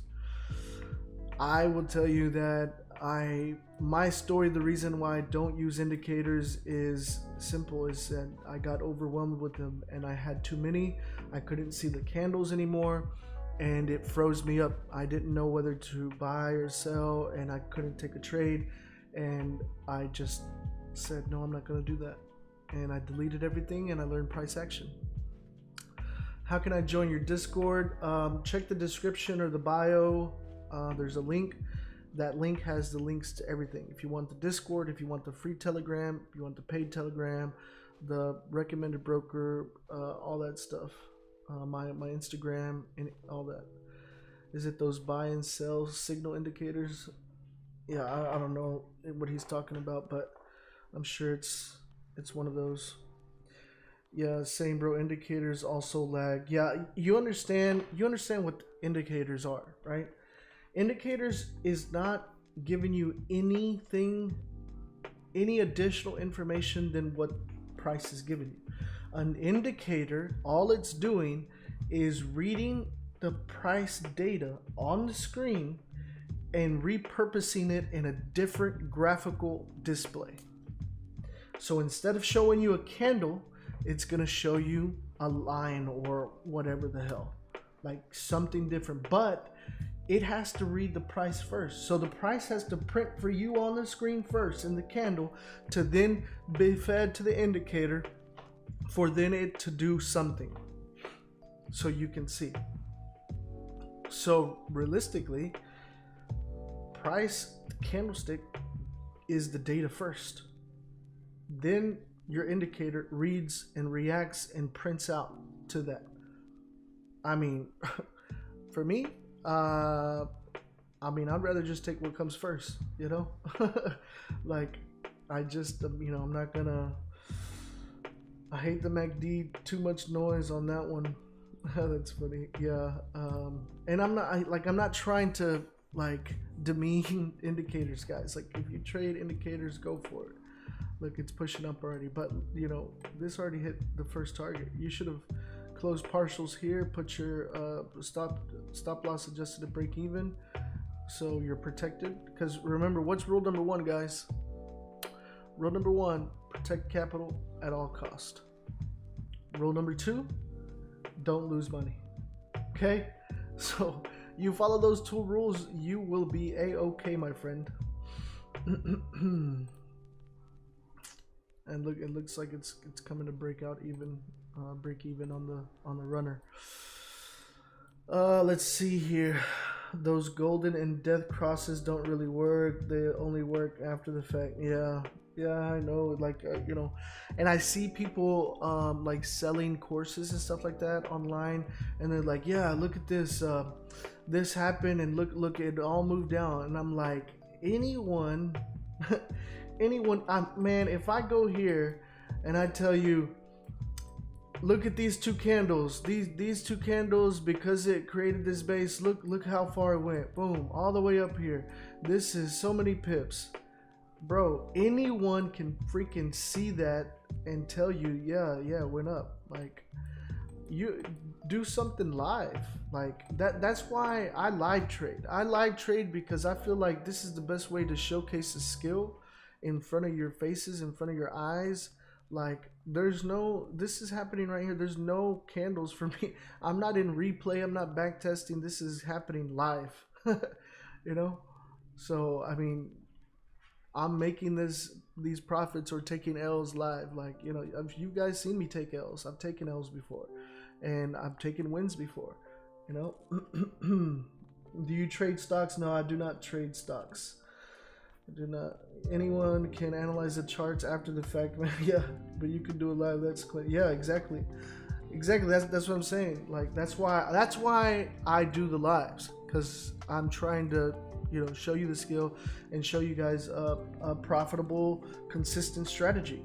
I think it's super important. I think it helps people see that, because and this is what's wrong with this industry, is that in this industry there's a lot of great internet marketers that use the internet to sell a dream of making money, becoming financially free, paying for your dream cars and dream houses and all this stuff, and they sell that to you, and they make a lot of money off of it, because that's traditionally, you look back, to the history of time, it's been done with any and everything, selling people on emotion. They're selling you your own emotion, because they know you want that. Everybody wants that. Okay, and it's easy to sell to. So they sell you this prepackaged, they're selling you your own dream back to you, and you know, you end up buying it and they don't even know how to freaking trade, you know. And it's sad, but that happens a lot. It happens a lot.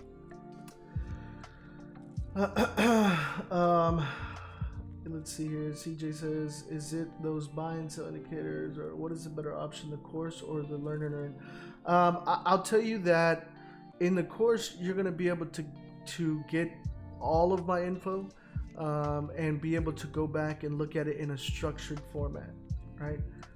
The learn and earn is if you're looking for chart breakdowns and to be able to make money right now, because you're going to be taking my trades, right? Like I'm sending those out. I will say that the learn and earn is always going to have an advantage when I'm, you know, doing webinars or doing courses or anything like that, because, you know, like I appreciate you guys and I want to take care of the people that I feel are serious about their education. And usually it's sad to say, but the people that are serious are the ones that are willing to invest in themselves, right? Because there's a lot of people that'll come on and just say they want to, and then they don't show up, or they're not consistent, or they're not, you know, disciplined, or whatever the case may be. And you know, I don't really want to put a lot of time and energy into those people. I don't mind them coming on here and whatever, like we can shoot the shit and you know, see the charts, and you know, I'll answer your questions or whatnot, but like I want to focus on the people that are willing to help themselves. Let's see here. Gold doing the typical opposite. Yeah. Well, I mean, if you took the setup right here, you made your money, right? You took your partials, and then it came back and it broke you out, break even. Like you would have already made your money, and the runner would have got stopped out for this one, right? But there's times where it will just melt and it'll continue to go down. That's why we take partials and leave a runner. It's for the main thing here. Do you use paid TradingView account? Yeah, I do. The premium TradingView. Just because I hate those ads that come up, the little box thing. Oh my gosh, I've been like a paid member for, you know, like 4 or 5 years with TradingView. But I mean, anyway, if you're serious about this being serious, I mean, it's like, I don't know, $30 a month or something like that. Like, you know, it's really not. If you're gonna be doing this for long term, it's totally worth it in my perspective. Ben says, oh, Banks forgot to ask, when you send out trade ideas on the learner, is it possible to chart your idea too? Yeah, so I've been trying to get better at sending out the charts, but sometimes I'm not in front of my actual computer, like I'm on my phone and stuff, so I'll send out the signal, but I'll come back and send out setups, like the chart markups, and I'm trying to remind myself to keep doing that, because I'll miss sometimes some of them, and I know you guys want that because it helps you guys. Like I sent out a poll and everybody was like, yeah, please keep sending out the charts.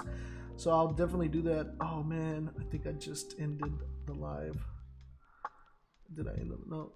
Okay, it's still on. Okay, so it looks like we're getting here to the bottom of GJ, maybe getting ready to break out. What I'm gonna do here now is just go ahead and start getting ready, just in case I jump into a trade here. So what I'm looking for here is just measuring what my potential risk would be, my pips, right? Depending on, because obviously I want it to close below this red line, and it would be, you know, I'll be looking at like maybe 15 pips here. First target here is about 21 pips, so about a 1.4 risk to reward, which is not bad. And obviously, you know, I have other targets all the way down here, but I will focus right here and see if it closes. Honestly, I don't want it to be this candle. I'd prefer it to be the next candle. What time is it? 2:50. It's about to be 3 a.m. about to be London Open. Okay, so not a bad time here. Let's see here. Yeah, better for my learning and maybe others that way too. Yes, for sure, for sure. Christian says, I think new traders should swing trades to understand the flow of market direction. I heard professional traders understand the flow. Yeah, like when you're talking about the flow, I think what you're talking about is the trending market, right? So it's either trending up or it's consolidating or trending down. So understanding that, you see, look at it pull back. This is why we wait for candle closure. Imagine we would have got in that. Hell no. Wait for candle closure, baby. Oh, before people start asking me again. All right. Let's keep it going here. Yeah, the flow. So usually you're going to get either movement up where it's creating higher highs and lower highs, or sorry, higher lows, higher highs. So it's creating peaks, right, to the upside, and then it consolidates where it just moves sideways, and then it goes on the downtrend where it's creating lower lows and lower highs, right? So that's kind of the flow of the market, and you'll usually get anywhere from like 3 to 5 of those before it changes. So 3 to 5 new highs, consolidation, 3 to 5 new lows, consolidation, and the market just moves that way. Like that's kind of, it's in one of those phases. At any given moment, it's at one of those phases, and it's your job really. If you're consistent enough and you're sticking to the pair, this is why I tell you guys to master one pair, because like you'll start to understand that one of your trades, when you're getting in, you'll know at what, like how many highs and lows it's made. So is it nearing the end of that, it's going into consolidation, or is it changing direction? You can kind of see that. But that's why too, like as day traders and intraday traders, scalpers and stuff, you can make money going up and down. Like if you're swing trading, you know, you're catching overall movements, then you can catch maybe those 3, 4, 5 cycles of it going up or down. Some people don't like the consolidation phases where it's just moving sideways, but I trade it because I'll trade my zone to zone strategy where I stack trades.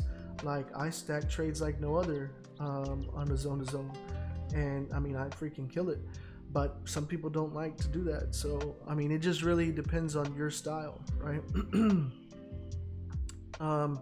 Let's see here.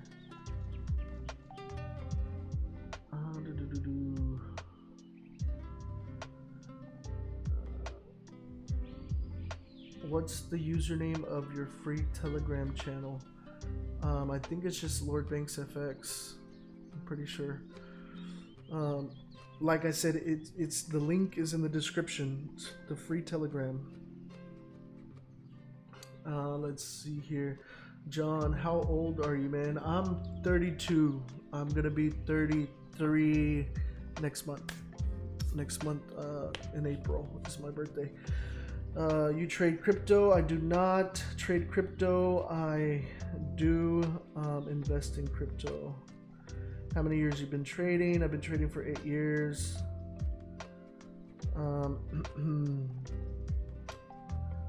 A lot of people on TikTok trying to sell their trading bots. Yeah. What time do you usually get on these lives? 1 a.m. I am live on YouTube. You can check out YouTube. My YouTube link is in the bio and the link. What's your bias, sir? Well, it looks like it's breaking out to the downside. I'm waiting for the break of this red line, candle closure below, to jump into it, and being able to see the candle close below and then put my stops above the previous wick, which previous wick stops up here, yeah, because it moved up, I think. Still waiting on that. We got about 4.5 minutes here, and it might not be to the next candle anyway. So advanced birthday, sir. I appreciate it. What year did you start being consistent with your profits? Man, I would probably say like in the 2nd to 3rd year. Yeah, because the first year I did not listen to anything. Like my second year is when I really started to implement things, and then somewhere in between second and third year, I wasn't paying attention to the profits. I was paying attention to the skill. I wouldn't even look at the profits. I would just kind of hide that and just focus on the skill. And I really just wanted to get good at being able to be right. And yeah, like it just, at some point I realized that, holy shit, like I've been consistent for a while, and I've compounded my account.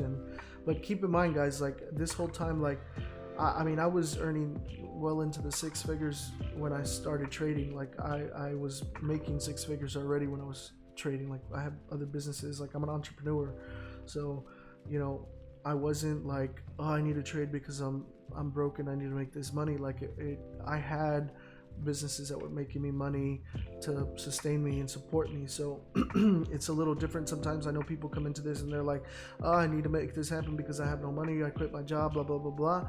But you can't let that emotion overcome you, because it will ruin your trading. Like it won't benefit you in the world of trading. Like it wouldn't be anything good for you, to be honest. LB, what's your definition of zone to zone? Well, there's some people talk about zone to zone when you're moving from key levels to key levels. So like, for example, you know, if we zoom out and look at the 4 hour here, and this zone here to this zone would be a zone to zone. But when I'm talking about specifically zone to zone is on a higher time frame, like the 4 hour time frame or daily. Like if we look at this on the daily,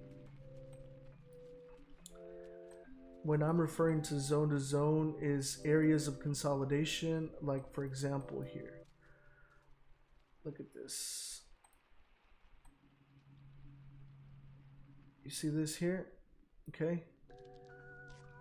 Most people would not like to trade this area because it is basically moving sideways. You see that?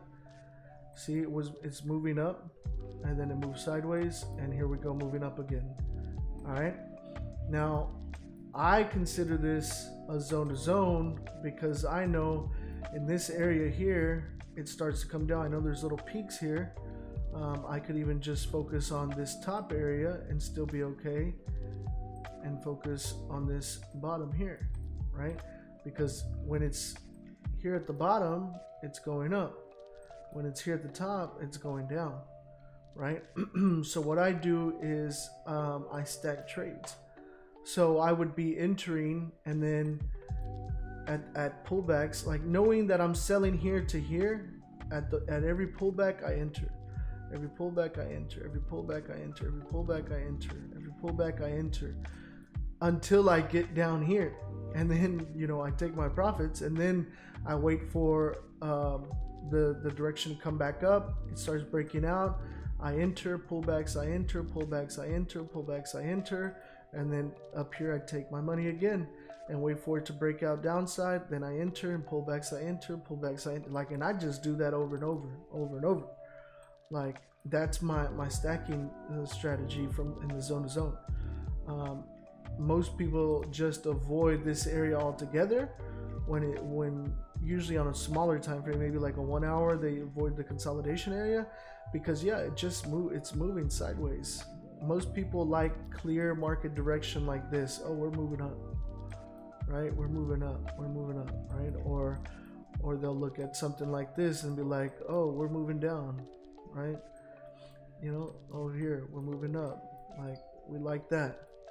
But for me personally, you know, I have a strategy for that. So I'll identify it if we're in that area, or we're moving in that way, and I'll take my strategy and use it there.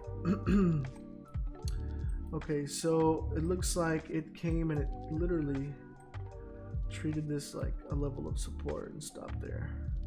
So what I'm gonna do is still wait. We're waiting, and maybe it'll be this candle that gives us our break and close, and we'll enter off that because it's 3 a.m.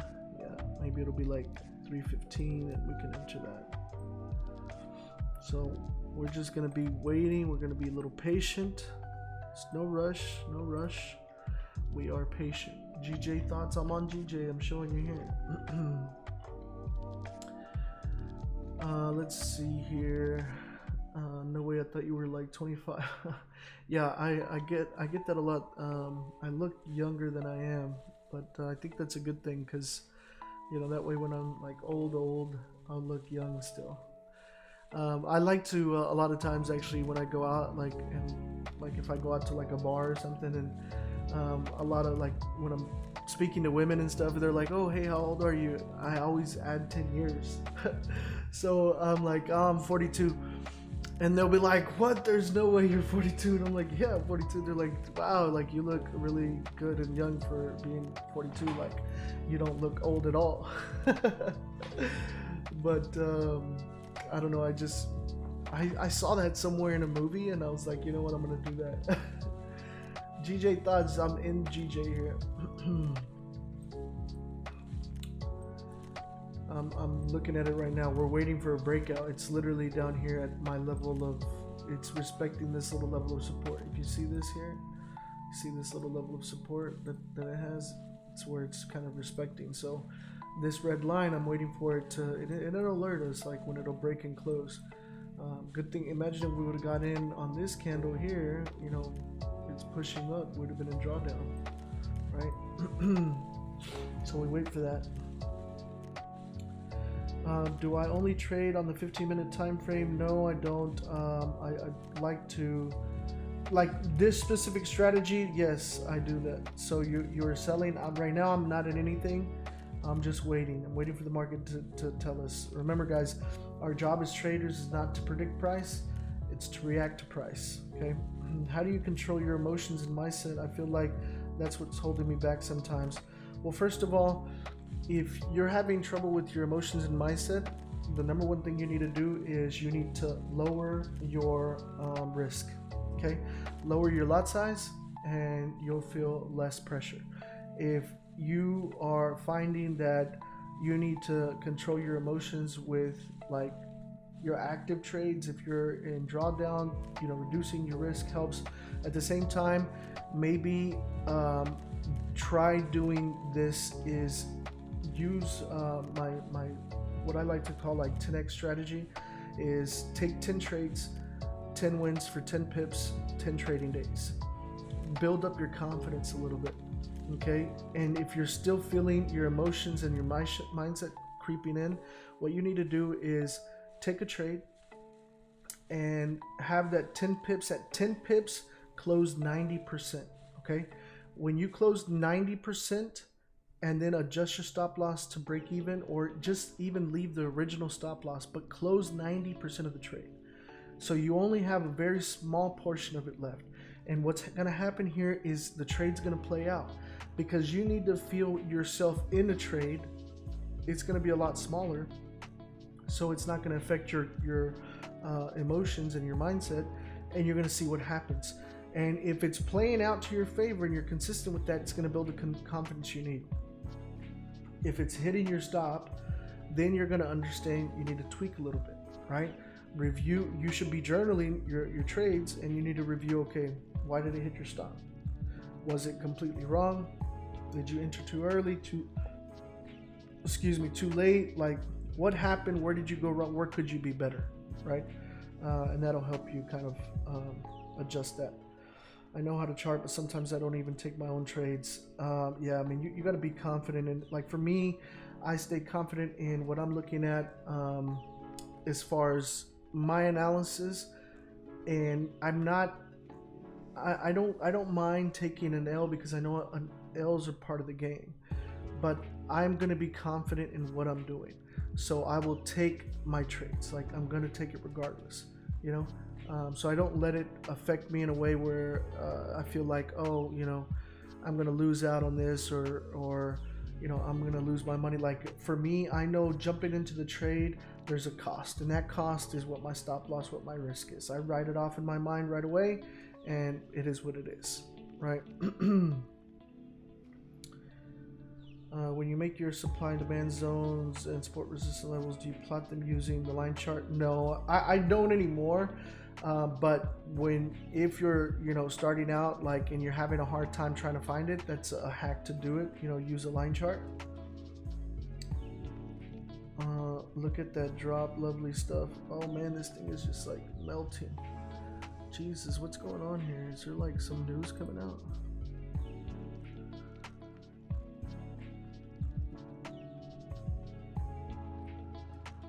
Jesus. There's like 8 minutes left. Like, I need the candle to close, so I'm not going to jump in, chase a trade as it's melting, because you need to make sure you stay disciplined to your strategy, right? I'm not going to jump in like that out of fear of missing out on the trade. I'm going to make sure that I'm following my plan here.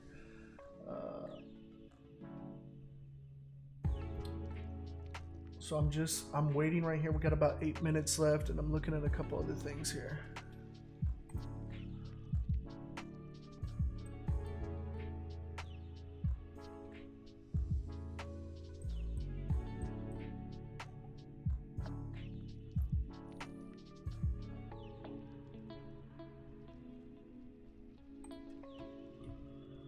All right. Hopefully this thing doesn't completely melt here.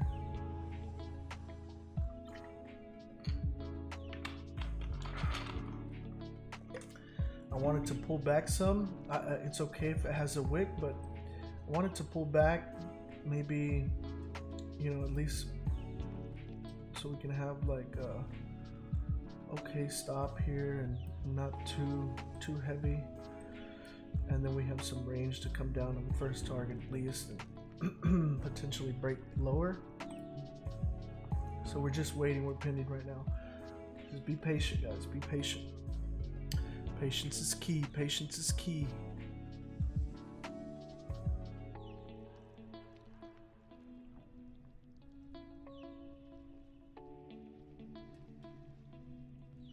Got about 6 minutes here. Can you show how to use the line chart to make your levels after you take that short trade? Yeah, I got you, bro. I feel bad for those people who bought right at the top. You talking about right here? Yeah, I mean, some people might have, bro. There's, money is transferring from people that are like, the people that are losing right now is going to the people that sold. So, somebody has to win, somebody has to lose, baby. It's really the 10% is taking the 90% money. That's what's happening. This is an interesting spot for motion session rules when it's very easy to want to jump in. Yeah, exactly. But remember, we're not like jumping in on emotions. What does our plan say? I said I'm gonna jump in at the candle close. The candle hasn't closed. We have 5.5 minutes. I don't care if this thing comes all the way down here. I'm not jumping in. Obviously, if it does, hey, we missed the move. It didn't happen for us. It didn't fall. We don't want to trade under the market's parameters. We want the market to come to us, and when it fits our parameters, that's when we're successful, because it's doing what we're plotting out that it's going to do. If it does something else, then maybe I marked out this range in a different area. Maybe it should have been somewhere else. So, I mean, I'll go back and review my trades, and that's what makes you better. But I'm almost positive right here, we have 5 minutes left, there's going to be a pullback, either on this one or the next candle. So, understand, like, the market is kind of, what is that, what is that, the law of energy, for every action there's a reaction, I think that's the law of energy or something. It's one of those laws, like, blanking out right now, but for every action there will be a reaction. So for every move down like this, there's going to be a reciprocating move, and that's where you find like wicks and stuff. Look at it, look at it, look at it, just freaking melting completely. Wow. Wow.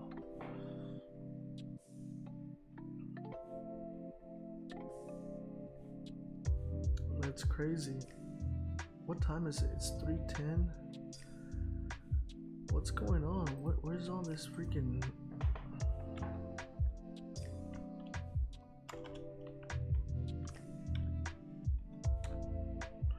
It's 8:11 in London right now.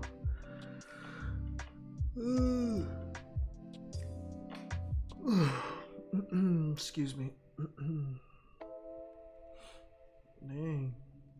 Like, you gotta be okay. Understand one thing, guys.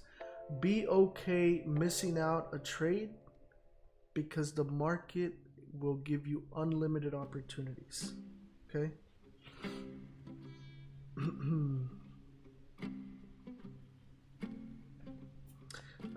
I love your commentary, bro. I wish you traded options and stocks, large caps.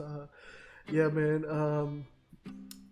I had actually started looking into options because I have some friends that trade it, but I'm not. I don't know it. Like, I wouldn't jump into it. I don't even have to. Like, I've seen it and I don't really know like what's going on half the time. I know that they're either like doing puts or like ask or something. I don't even know, like waiting for a price or holding a price or something, and if it goes above or below, like they're good within a certain time frame. Like, it seems kind of like gamified to me, if that makes sense. But yeah, I do not know. I do like trading Forex and commodities, gold and indices, US 30 for me. Like, it's something that I do that makes me money. Like, I treat it as a business, you know, and like, it's making me money. So for me, this is something that, like, this is business time, right? Like, when I have hobby time, like, I'm like looking at those kind of things.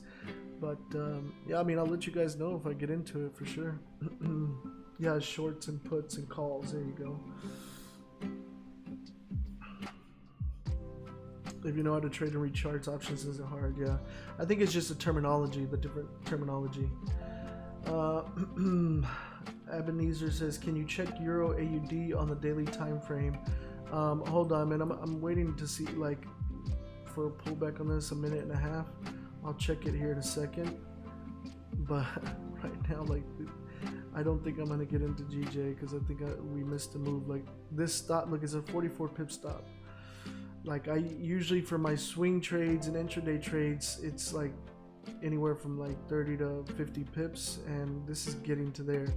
My scalps on here are usually like 15 to 20 pip stops, and this is getting to be, it already hit the first target, so I don't think I'm gonna get in. Yeah, I do not. This is a huge candle, man. Like, I'm gonna have to pass on this, and it might continue, but it's not lining up to my rules anymore. Look at this. You're gonna get in here. You got a 42 pip stop, and it's still melting. 44 pips, almost 45 pips for a 1.4 risk. Nah, I'm gonna pass on that. I'm gonna pass on that one, baby. Unless it pulls back in 10 seconds, I'm not jumping in. Like, got 4 seconds left. Yeah, I'm not jumping into this. I'm not trading this. Yeah, nope, I'm not taking a sell. Because this is too big of a move for me. I feel like there's going to be a pullback, so I don't think I would get in here to take this to this target. I mean, it's not worth it to me, because the first target would be, you know, you're putting your stops above here. Your first target would be here. A 0.38 risk to reward. Nah, I'm gonna pass on that one, brother. So I'm not in an active trade, guys. I'm not taking this trade. I'm just showing you guys what would have been. But we'll watch it and see what happens. You know, I don't have a problem staying on with you guys. Let me look at, somebody was like, please look at, what? Euro AUD, Euro AUD. Okay, let's look at that. Let's look at Euro AUD for my friend Ebenezer. Ebenezer. Where's Euro AUD? Here we go. You said look at it on the daily time frame. What are you swinging this or what?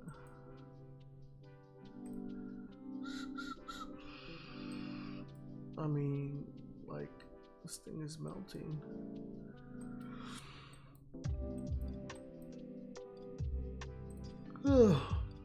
Excuse me.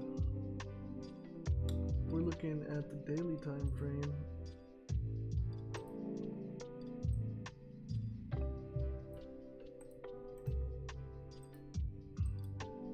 It's at a level of support here.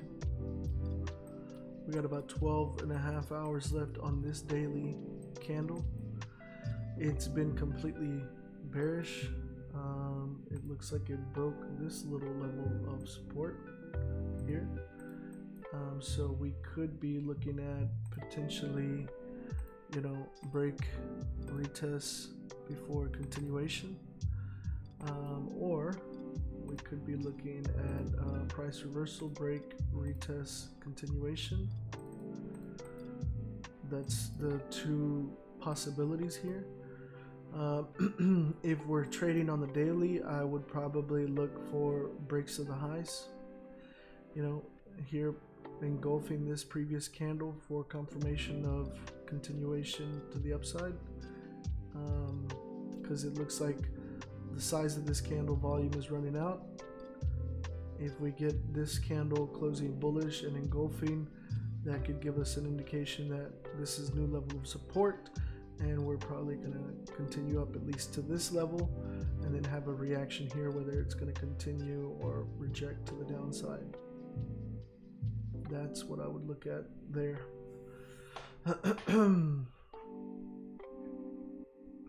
And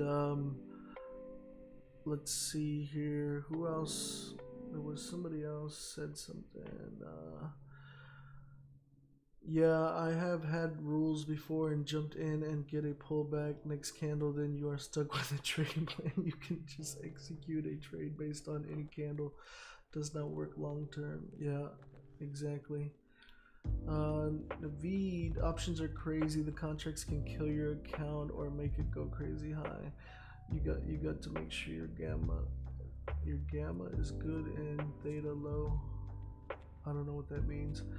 In the blue FX, hello, what's up, what's good? In the blue, if you don't normally trade London but got in Nas sales at the top and shit is melting. Wowza, how did you decide whether the 150-minute or the 30-minute is better entry time frame to enter? On GJ, it's just because from time, like, I know you understand, the higher the time frame, the stronger your indications are.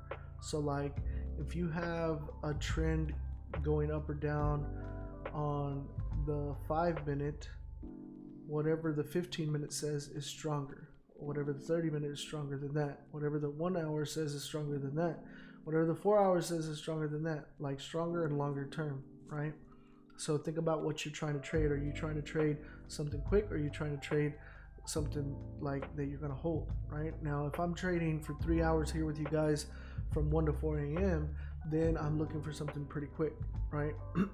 If I'm trading, you know, a swing trade that I could hold for the whole day, then, you know, I'm looking at 4 hour, 1 hour time frame, right? So when I'm deciding 15, 30 minute, usually 30 minute I use when the markets are kind of iffy, like at the beginning of the year or the beginning of the week. Like usually Tuesday, Wednesday, Thursday, like price is already kind of moving smoothly. So 15-minute is what I, you know, usually go to. Is my go-to time frame. Ebenezer, thanks a lot, bro. Hey, you're welcome, brother. I'm here for it. CJ, would you enter if we had a retest? You talking about on GJ? Well, let's look at it. Let's see what we see.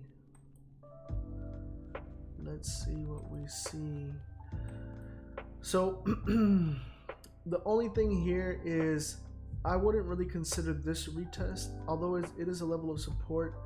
For me, it's not, the market isn't flowing like that. What I see here is if this starts going up, I see kind of a double bottom here, because this, although this is a wick and the support is up here, like there's bottom here, there's bottom here. So I know there's candles there. If I look at it on a higher time frame, this could be just a double bottom where it's tapping out this level of support. Like, look at this, even on the 30-minute. What if this holds this level of support and then starts going up? That to me wouldn't necessarily be a retest. This could be a double bottom, and then we could be potentially going up to here or higher, right? Because if I look at this pattern right here, and let's say this candle is closing right here, let me just draw something out for you and tell me what you think it is. What do you think this would be?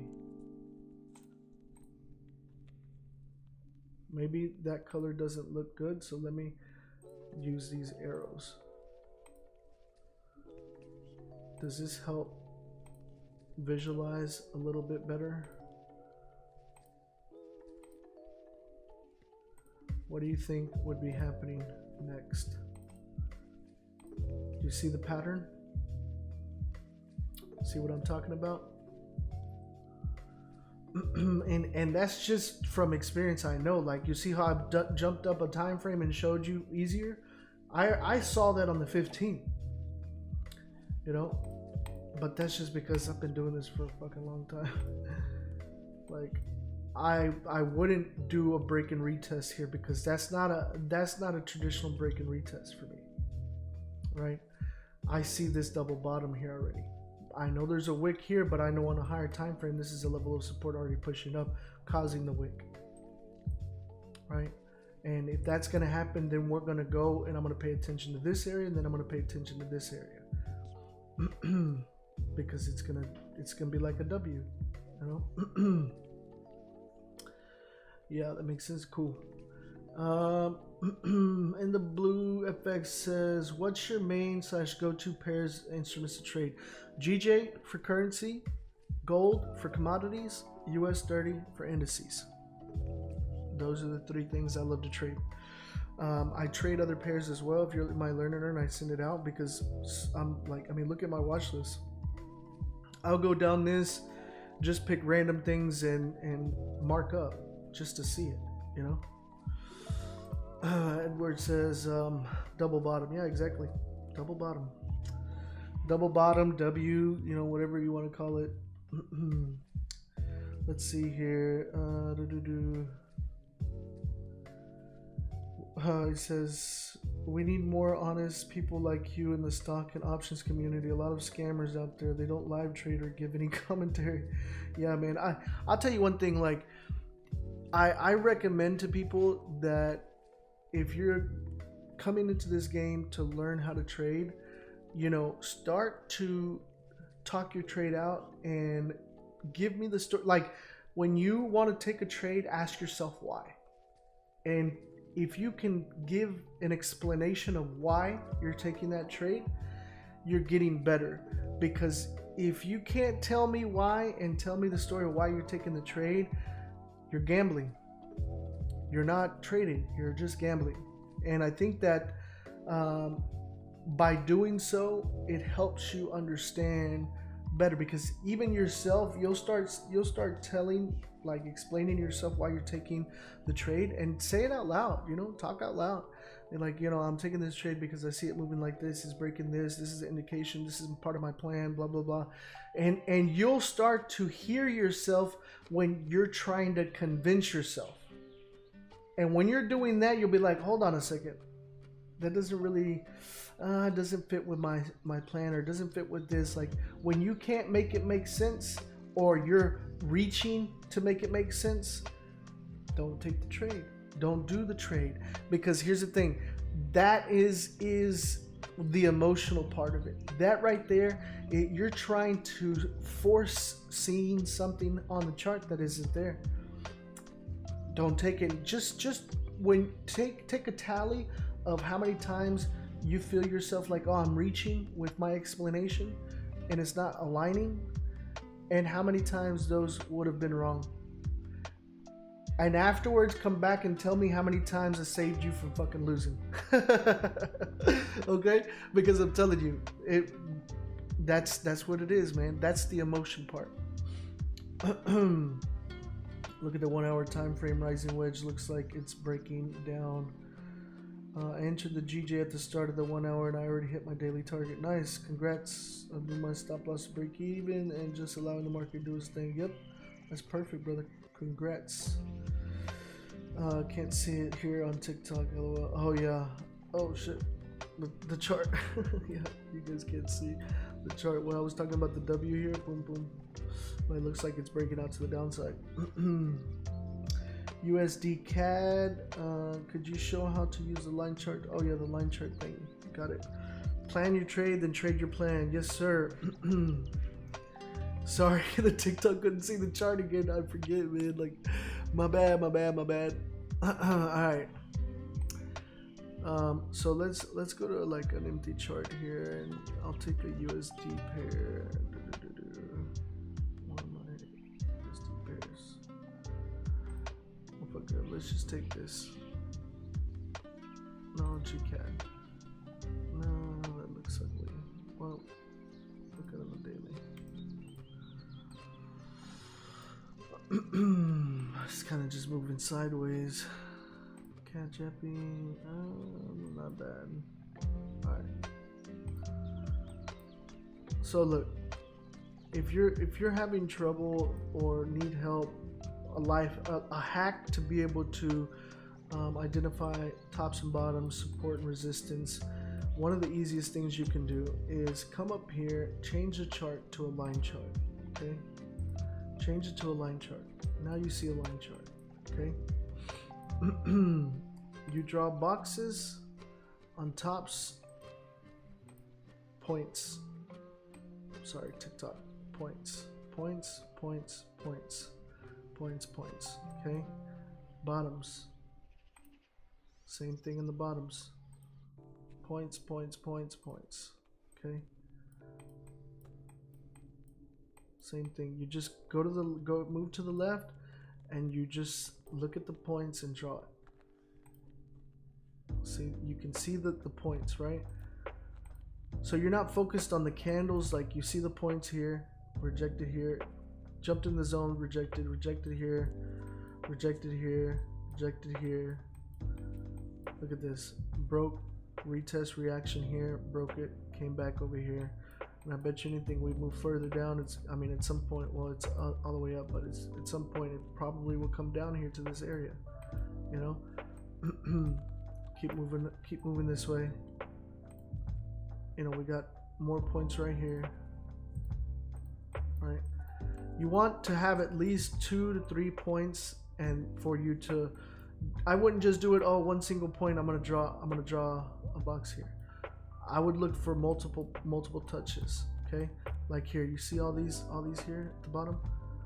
Remember, it's just an area. It's not one certain focused price. You know, we're just focusing on a specific area. That's why there's zones. Just an area. In this area, price came and rejected from it, or came right before it, rejected from it.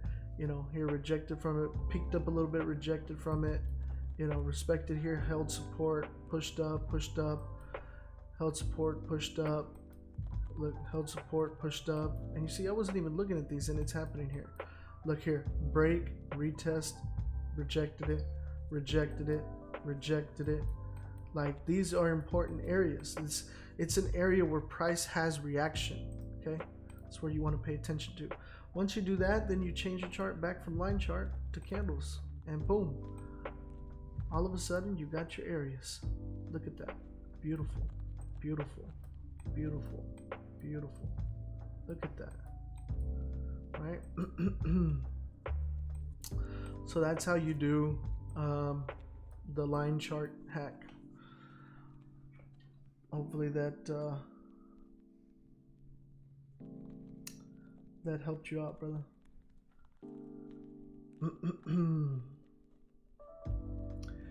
Okay, let's see what else we got. Double bottom going long. Damn, on what, GJ? Dude, you didn't even let it close, bro. Like, you gotta let that thing, let it breathe, man. Let it breathe. Let it breathe, let it close. Yeah, look at this. Push them down a bit. But we do have this, sorry, TikTok can't see shit again.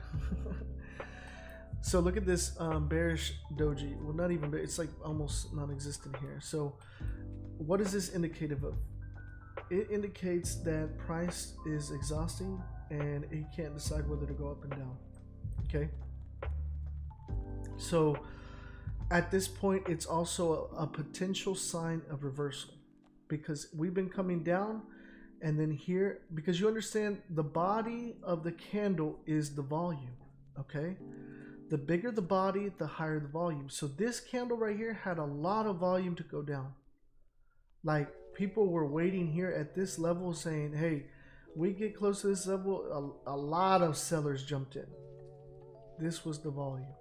The wick is just as high as it went and as low as it's gone. But the body tells you who's in control and how much of them there are in control. Okay? So you can see that the body in here is completely bigger than this body, this body, this body, this body. Okay? It's easy to tell, but people often forget that that same kind of concept applies to when it has little to no body. That means there's little to no volume. So down here, you see the little body, there's like, it's just a line, it's almost no body, right? It went all the way up here, went all the way down here, but then it closed right here. What does that tell you? It tells you that the bulls wanted to push it up here, the bears wanted to bring it down here, but at the end of the day, they had equal amount of people and indecision. Indecision, price exhaustion, and potential price reversal. Now, this doesn't mean jump in, we're going the other way. No, that means pay attention. Okay? Right here, let's pay attention, because yes, we can go through here and we can see in areas where we've had potential price exhaustion and then change direction. We've been moving up, price exhaustion dojis change direction. But at the same time, I will show you this. We've had price exhaustion, potential reversal here. We've been going up, and what did we do? We continued going up. So it doesn't play out every single time. Okay, it's just something to stay alert.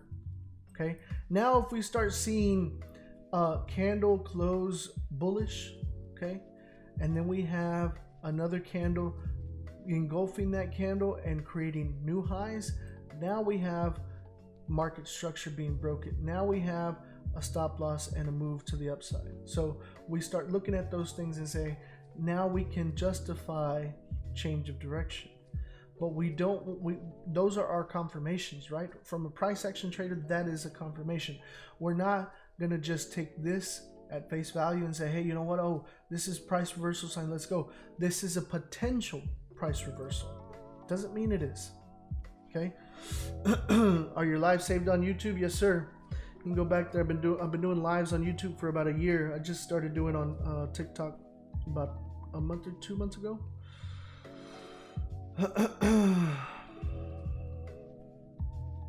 Let's see here. That is cool explanation on the line chart. You're welcome, brother. Previous support can turn into resistance, and previous resistance can turn into support. Yes, sir. Love it, man. Thanks for that tip, brother. You're welcome, man. I don't trade Forex. I only trade options and stocks, large caps. How can I support you, man? Hey, man, just like the stream, share the stream. Jump in the Discord, jump in the Telegram. Like, I'm here for it, man. So, I have, I think the community in the Discord is what the people are in there, asking questions, and you know, I mean, even if you just want to go in there and say, hey, how's it going, how's everybody doing, like, I mean, it's just a community, right? We're in there to help each other in this whole thing. Like, I like to post interesting things in there, you know, when I do educational stuff. And then a lot of times I go in there and I ask you guys, like, what do you guys need? Like, what are you guys looking for, right? Because it helps me, you know, create more stuff for you guys, more value, more education and stuff like that. So yeah, like, just jump in there and check it out. AUD USD 15 minute.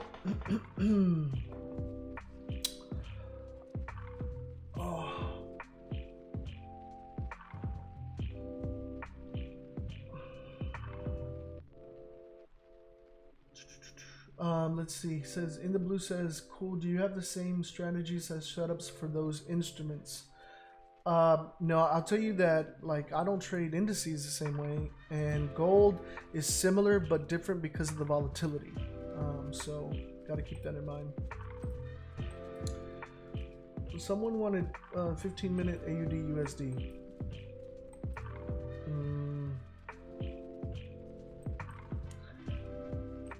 I mean, I think, like, I mean, we're trending up. I can tell you that right away. And it looks like we've broken up all the way up here, and this right here is retesting here this level of support, right? And it rejected it here. I would probably say, you know, breaking market structure right here, good to buy. You know, if I was doing my strategy, my breakout strategy, I'd be looking right there, just to mark it up for you guys, and I'd be looking, you know, below here, so below there, because breaking out to the upside is, you know, a nice little range right there, about 25 pips. Breaking out to the downside is, you know, about first level about 10 pips, second about 24, 25, but more than likely it'll come down here to this zone because of a retest if it breaks down here. If it's not going to break up here, that's what I would look at.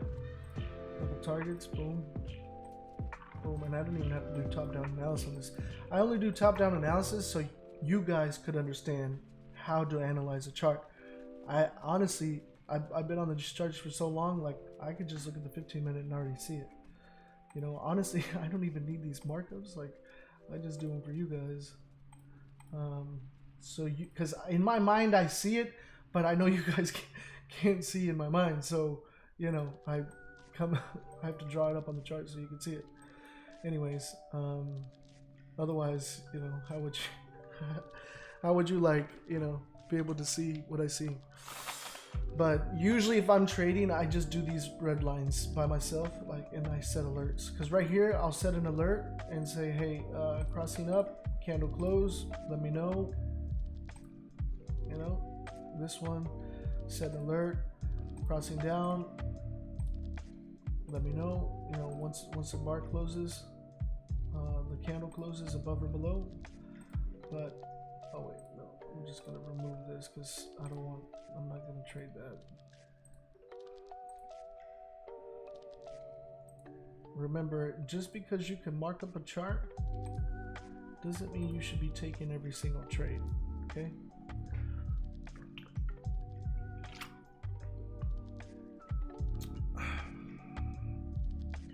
So when a resistance became support, potentially a new trend about to happen? Not necessarily, man, because sometimes you'll have where resistance turns into support and it will test it a couple of times and then break back down into it, right? And you can catch that little move right there, that little breakout, but then it comes back into it. So I wouldn't say that that's not like 100% all the time. I would just be cognizant of the fact that you have support there and that it could hold, and then read price action, read what the candles are doing. Now you start seeing volume moving down into it, okay, we're looking like we might want to break this level of support, and it might break and retest it as resistance and then continue to fall, right?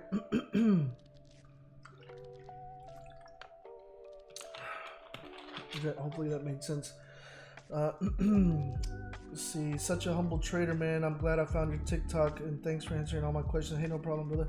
Gonna watch all your videos over the weekend. Good stuff, man. Okay, I understand. Thank you. Most welcome, man. Most welcome. Let's see here. On YouTube says, would you recommend a demo account for a rookie or a small live account? I'll tell you this. I recommend live trading. I know a lot of people are going to say paper trade, trade demo, trade demo, trade demo. But here's the thing. You cannot simulate emotion.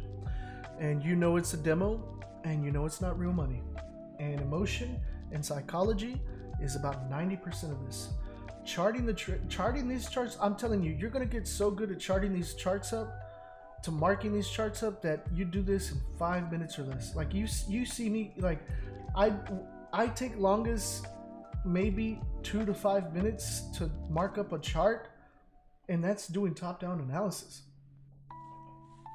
I don't do top-down analysis when it's just me. I'm looking at a chart on a 15-minute like I just did here. Like, took me less than 2 minutes. Okay, charting, marking up a chart, it is the smallest part of trading. Your emotions, your mindset, your psychology, like that is way a bigger challenge to overcome than it is to actually learn how to mark up a chart. Marking up a chart is easy, man. Anyone can do this. I can bring in my 1-year-old niece, my 11-year-old niece, and tell her, hey, look at this chart real quick for me, and tell me from right here to right here, is it going up or down? And she'll tell me, oh yeah, it's going up. Have no problem. Is it going up or down? Where are we going? So can you tell me, are we bullish or bearish? If you could tell me if it's going up or down, you know if it's bullish or bearish. Okay. And the thing is we have trouble with that because we think there's all these little things that go into it. No, it's not. It's simple. We overcomplicate it because we're humans. Okay. But it's not like that. It is a lot easier than we think. Okay. Let me rephrase that. It's not easy. It's simple. Okay. But the thing is, what is hard to overcome is your emotions, your psychology, your mindset, all of that because you first you have to think about how you think about things. Okay, like most people are just think. They don't think about their thoughts about the things, and that's where journaling helps you. Okay, you have to journal your trades. You have to be able to do those things, because if you don't journal your trades, you're not going to be able to revisit, make progress, and understand how you were feeling on certain things. Okay, like I'm telling you, being disciplined and knowing your psychology, knowing your emotions, that is 90% of this game. That's why most people lose, because most people are not disciplined. Most people do not have their mindset in check to be able to see, oh, I want to jump in that trade, because everyone's initial trigger, like when we saw GJ melting, everybody's like, are we gonna get in? Are you in trade? Are you selling it? Chill out, calm down, take a breath. Don't let the market control you. You are in charge here, okay? Like, that is me controlling my emotions, controlling my psychology. Like, I'm not gonna let a trade that is melting try to take control over me and jump in. That's a FOMO trade, and you will lose every single time when you're chasing trades. Don't do it. And for me, you cannot simulate that in a demo account. You cannot simulate that paper trading. It just will not happen. So you can demo trade to practice and work on your skills in marking up charts. But understand this, at some point, you're going to have to start working on the real part, the 90% part, which is your psychology, your emotions, your mindset, all of those things. And those things are the most important. I'll tell you this, you can mark up a chart wrong, but be right with your emotions and psychology and still have a winning win rate, right? You have a percentage that you're winning more than you are losing. And that's just the truth, man. So that's why I tell people, like, go live, man, because you need to know what it feels like. Okay, so hopefully that answered your question, brother. You do 15-minute, please. I already did that. Let's see. If the doji was the same size but green, would have changes things? No, it wouldn't have changed things for me. Been the same thing. I look at it the same way. In the blue says, appreciate you answering my questions. How do you personally control over trading? I follow my trading plan. Follow my trading plan. Trading plan. Do you set number of trades per day? Percentage loss per day? Currently feeling this is one of your last steps I'm having trouble with. Look, like I said, I take a trade. If I lose that trade, I can take a second trade if I'm giving it a second chance and if my bias is not changing. That's a second trade. If I take 2 losses, I'm done. I take the rest of the day. Okay? I take another trade, and then if I take 1 trade and I win, I can take another trade, and if I win 2 trades, I don't mind taking a 3rd trade. Okay? But I'm not gonna take that 3rd trade if it's like an iffy setup. If it's a phenomenal following all my rules and setups, my parameters, I'll take the trade. I'm not gonna miss out on that. But at the same time, I'm not trying to force it. Okay? So that's kind of my concept around that. FX Bounty Hunter says, dealing with losses can be the biggest emotion where people chase and increase risk to recover and chase. Also, it's part of self-learning. Yeah, that is a big thing for me is I had to learn the consequences of chasing trades and marrying trades. Okay? Marrying trades ends up you end up losing, right? Because you know you're losing and you know it's gonna hit your stop loss. Why don't you cut the loss short? That help when you cut a loss shorter than what you planned on losing, you actually win back some money. Okay, like I said earlier, when I take a trade, if I'm risking $1,000, if I know if it hits stop loss, in my mind I already spent $1,000. Now, if the trade goes against me and the setup is not looking good and I'm down 500 and I close, I just got back $500. That's a win. Remember, we have 4 different outcomes we want. We either want to lose small, okay, break even, win small, or win big. But we never want to lose big. That is not an outcome you want. Okay? And if you start understanding that and focusing on that, you'll work to improve on that, you know? Walk the dog, don't let the dog walk you. Yes, sir. Thanks, Lord Base. Hey, you're welcome, brother. I'm here for it. Let's see here.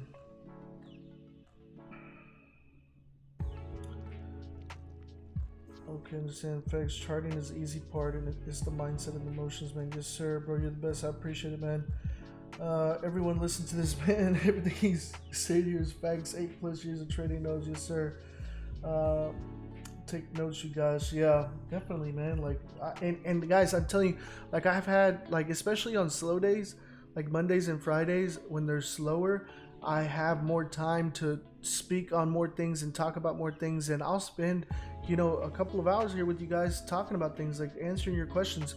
And understand this, I've done this on my YouTube lives, on a bunch of them. Like, you can go back there and just, I mean, soak it up.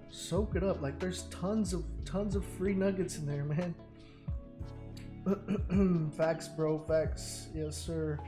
Exactly. Paper trading is good to perfect your strategy, not help your emotions and mindset. Correct. Everything you said is what my trading friend told me. Yes, sir. Do not revenge trade. Nope. That can make you lose everything. Yep. That's my rule. Take 2 losses in a row. I close my laptop and I'm done for the day. Yeah, exactly, man. And you know, trade your plan, bro. Like, if your plan says you're gonna trade London session, if you're looking at the charts and trying to jump into a trade in the open of Asian session, what the fuck are you doing? Like, before you click pull the trigger on taking a trade, look at your trading plan, please. And I'm telling you, a lot of times you're not trading your session, you're not trading your pair, you're not trading your strategy.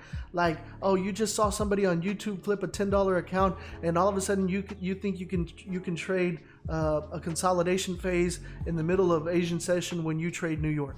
come on, man. Like, stop playing with yourself. Like, you want this to be a serious thing for you? A career move, a replacement for your income, a supplemental for your income?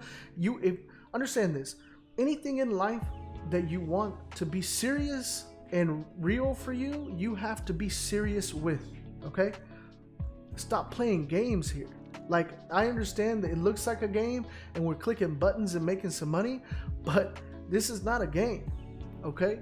Like I this is my life. Like, I make my money here. Like, this is not a game for me. Like, I'm making my income through this thing, and a lot of people treat it as like nonsense. You know what I'm saying? Like they're not consider. Like, let me put it to you example. For you guys that have jobs, you have a time that you go into work and you have a time that you leave. Okay, let's say it's 9 to 5. Now, all of a sudden, if on a Tuesday you decided, you know what, today I'm going to go into work at 3. How would that go over with your work, with your bosses and your job? Like, would you be in a position that says better or worse as far as an employee? Like, you wouldn't do that, right? You wouldn't just, hey, I'm going to show up at 3 today because fuck it, whatever. Like, that's the way trading works. Why would you trade outside of the session? That's not your session, right? Like you, if you're working 9 to 5, you wouldn't show up to work at 3 a.m. to come in and say, you know what, I wanted to put in a quick little work here at 3 a.m. Like, come on, like you gotta treat it as you would a job, a business, like something serious. You want this to pay you like a business? You want this to pay you income? You got to be serious about it. And that's what a lot of people have a hard time with it, because here's the thing. When it comes to trading is like a blank canvas, and you are the painter, and you have to come up with all the rules. Most people just go to a job and they tell you what to do. Trading, nobody tells you what to do. Nobody tells you what you can and can't do, what time to show up, and none of that. Nothing. It's a blank canvas. No rules here. But if you trade with no rules, you make no money and you lose money. You have to implement the rules on yourself. Okay? Without doing that, you're going to be lost and you're going to be losing money for a while. Okay? Look at this. Look at this. Remember, what did I say? This is an indication of price reversal, but we don't always take that as face value. Why? Because look at this. Boom. If we'd have took that trade, it would have been a drawdown. Drawdown here, and it's pulling up here. And that right there, I don't like this for a buy. Like, for me, this still looks like it's going to melt. Anyways, let's see here. It's easy to say, but it's hard to do. That's why you have to have a trading plan, and you have to be disciplined and patient. Yeah, and that's another thing. Look, for those that it is harder to do, write out your trading plan and put it in front of you. Post it up on the wall. Because here's the thing. If it's only in your mind, you sometimes you can skip over it. Sometimes you can make exceptions. But if you write it down and put it out in front of you, it's going to be like, it really doesn't match up with that plan right there. It's going to carry more weight. Trust me. Bro, you need to go around the world and be a motivational speaker for U.S. traders. Right? And that's funny. Damn, I'm happy I found your TikTok, man. Yes, man, I appreciate it. Man is speaking facts. Trading is on you. You can't blame anyone for your losses. No, for sure. You know, I appreciate all your advice, and I'll take into account from Senegal. Welcome. Enjoy your weekend, bro. You too, brother. Yeah, so, you know, just a couple things to think about. Like, you know, this trade here didn't play out here. I wasn't going to get in here because of this. Now we're melting here, and I mean, I'm not jumping into this. You know, it's wishy-washy here. We got 5 minutes left on the stream. You know, I would have wanted already to be in profit and taking my partials. So, Time for the day job for me. Have a good time, brother. We'll see you guys next week. I appreciate you, bro. Great knowledge. I'm out. See you soon. All right, man. Yeah, I only got about 5 minutes left here, guys, on the live. Before I gotta get going, and I'll look at New York, but I usually don't trade New York session on Fridays, just because of Fridays. And for the most part, Mondays and Fridays are the slow days, like I've said before, and usually these are times where I'm not trading or not looking to trade, or not in you know, just because the markets are not that great on the start or the end of the weeks, right? Just because volume is going out of the market at the end of the week. You know, people call it the, you know, go to the weekend early, and you don't see the volume that you want to see.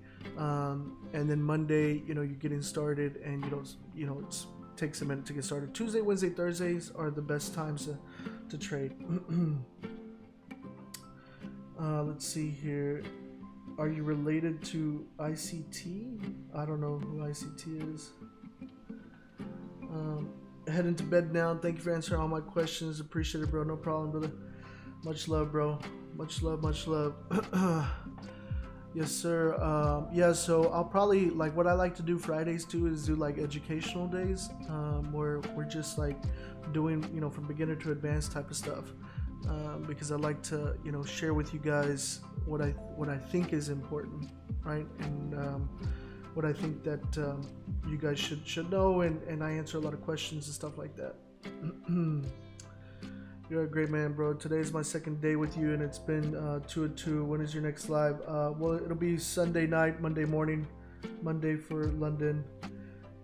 If that is a rising wedge on GJ, then it will keep dumping. Needs to retest off that lower trend and come back down. Yeah, on the 30-minute probably, right?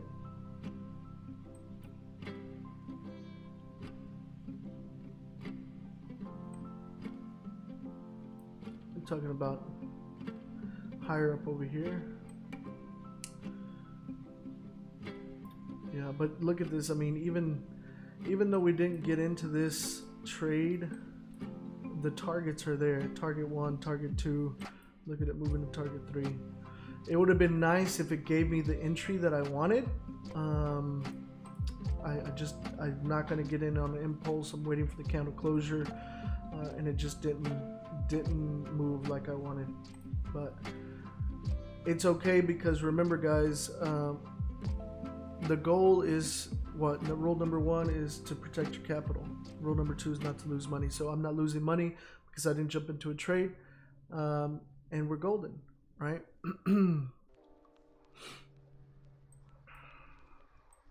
So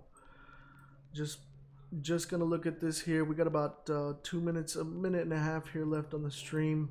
It would have been nice, we would have been up like 50 something pips, but it's okay, no worries. I'm not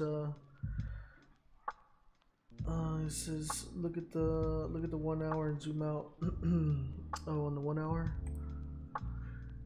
Oh, I see what you're talking about. You're talking about right here.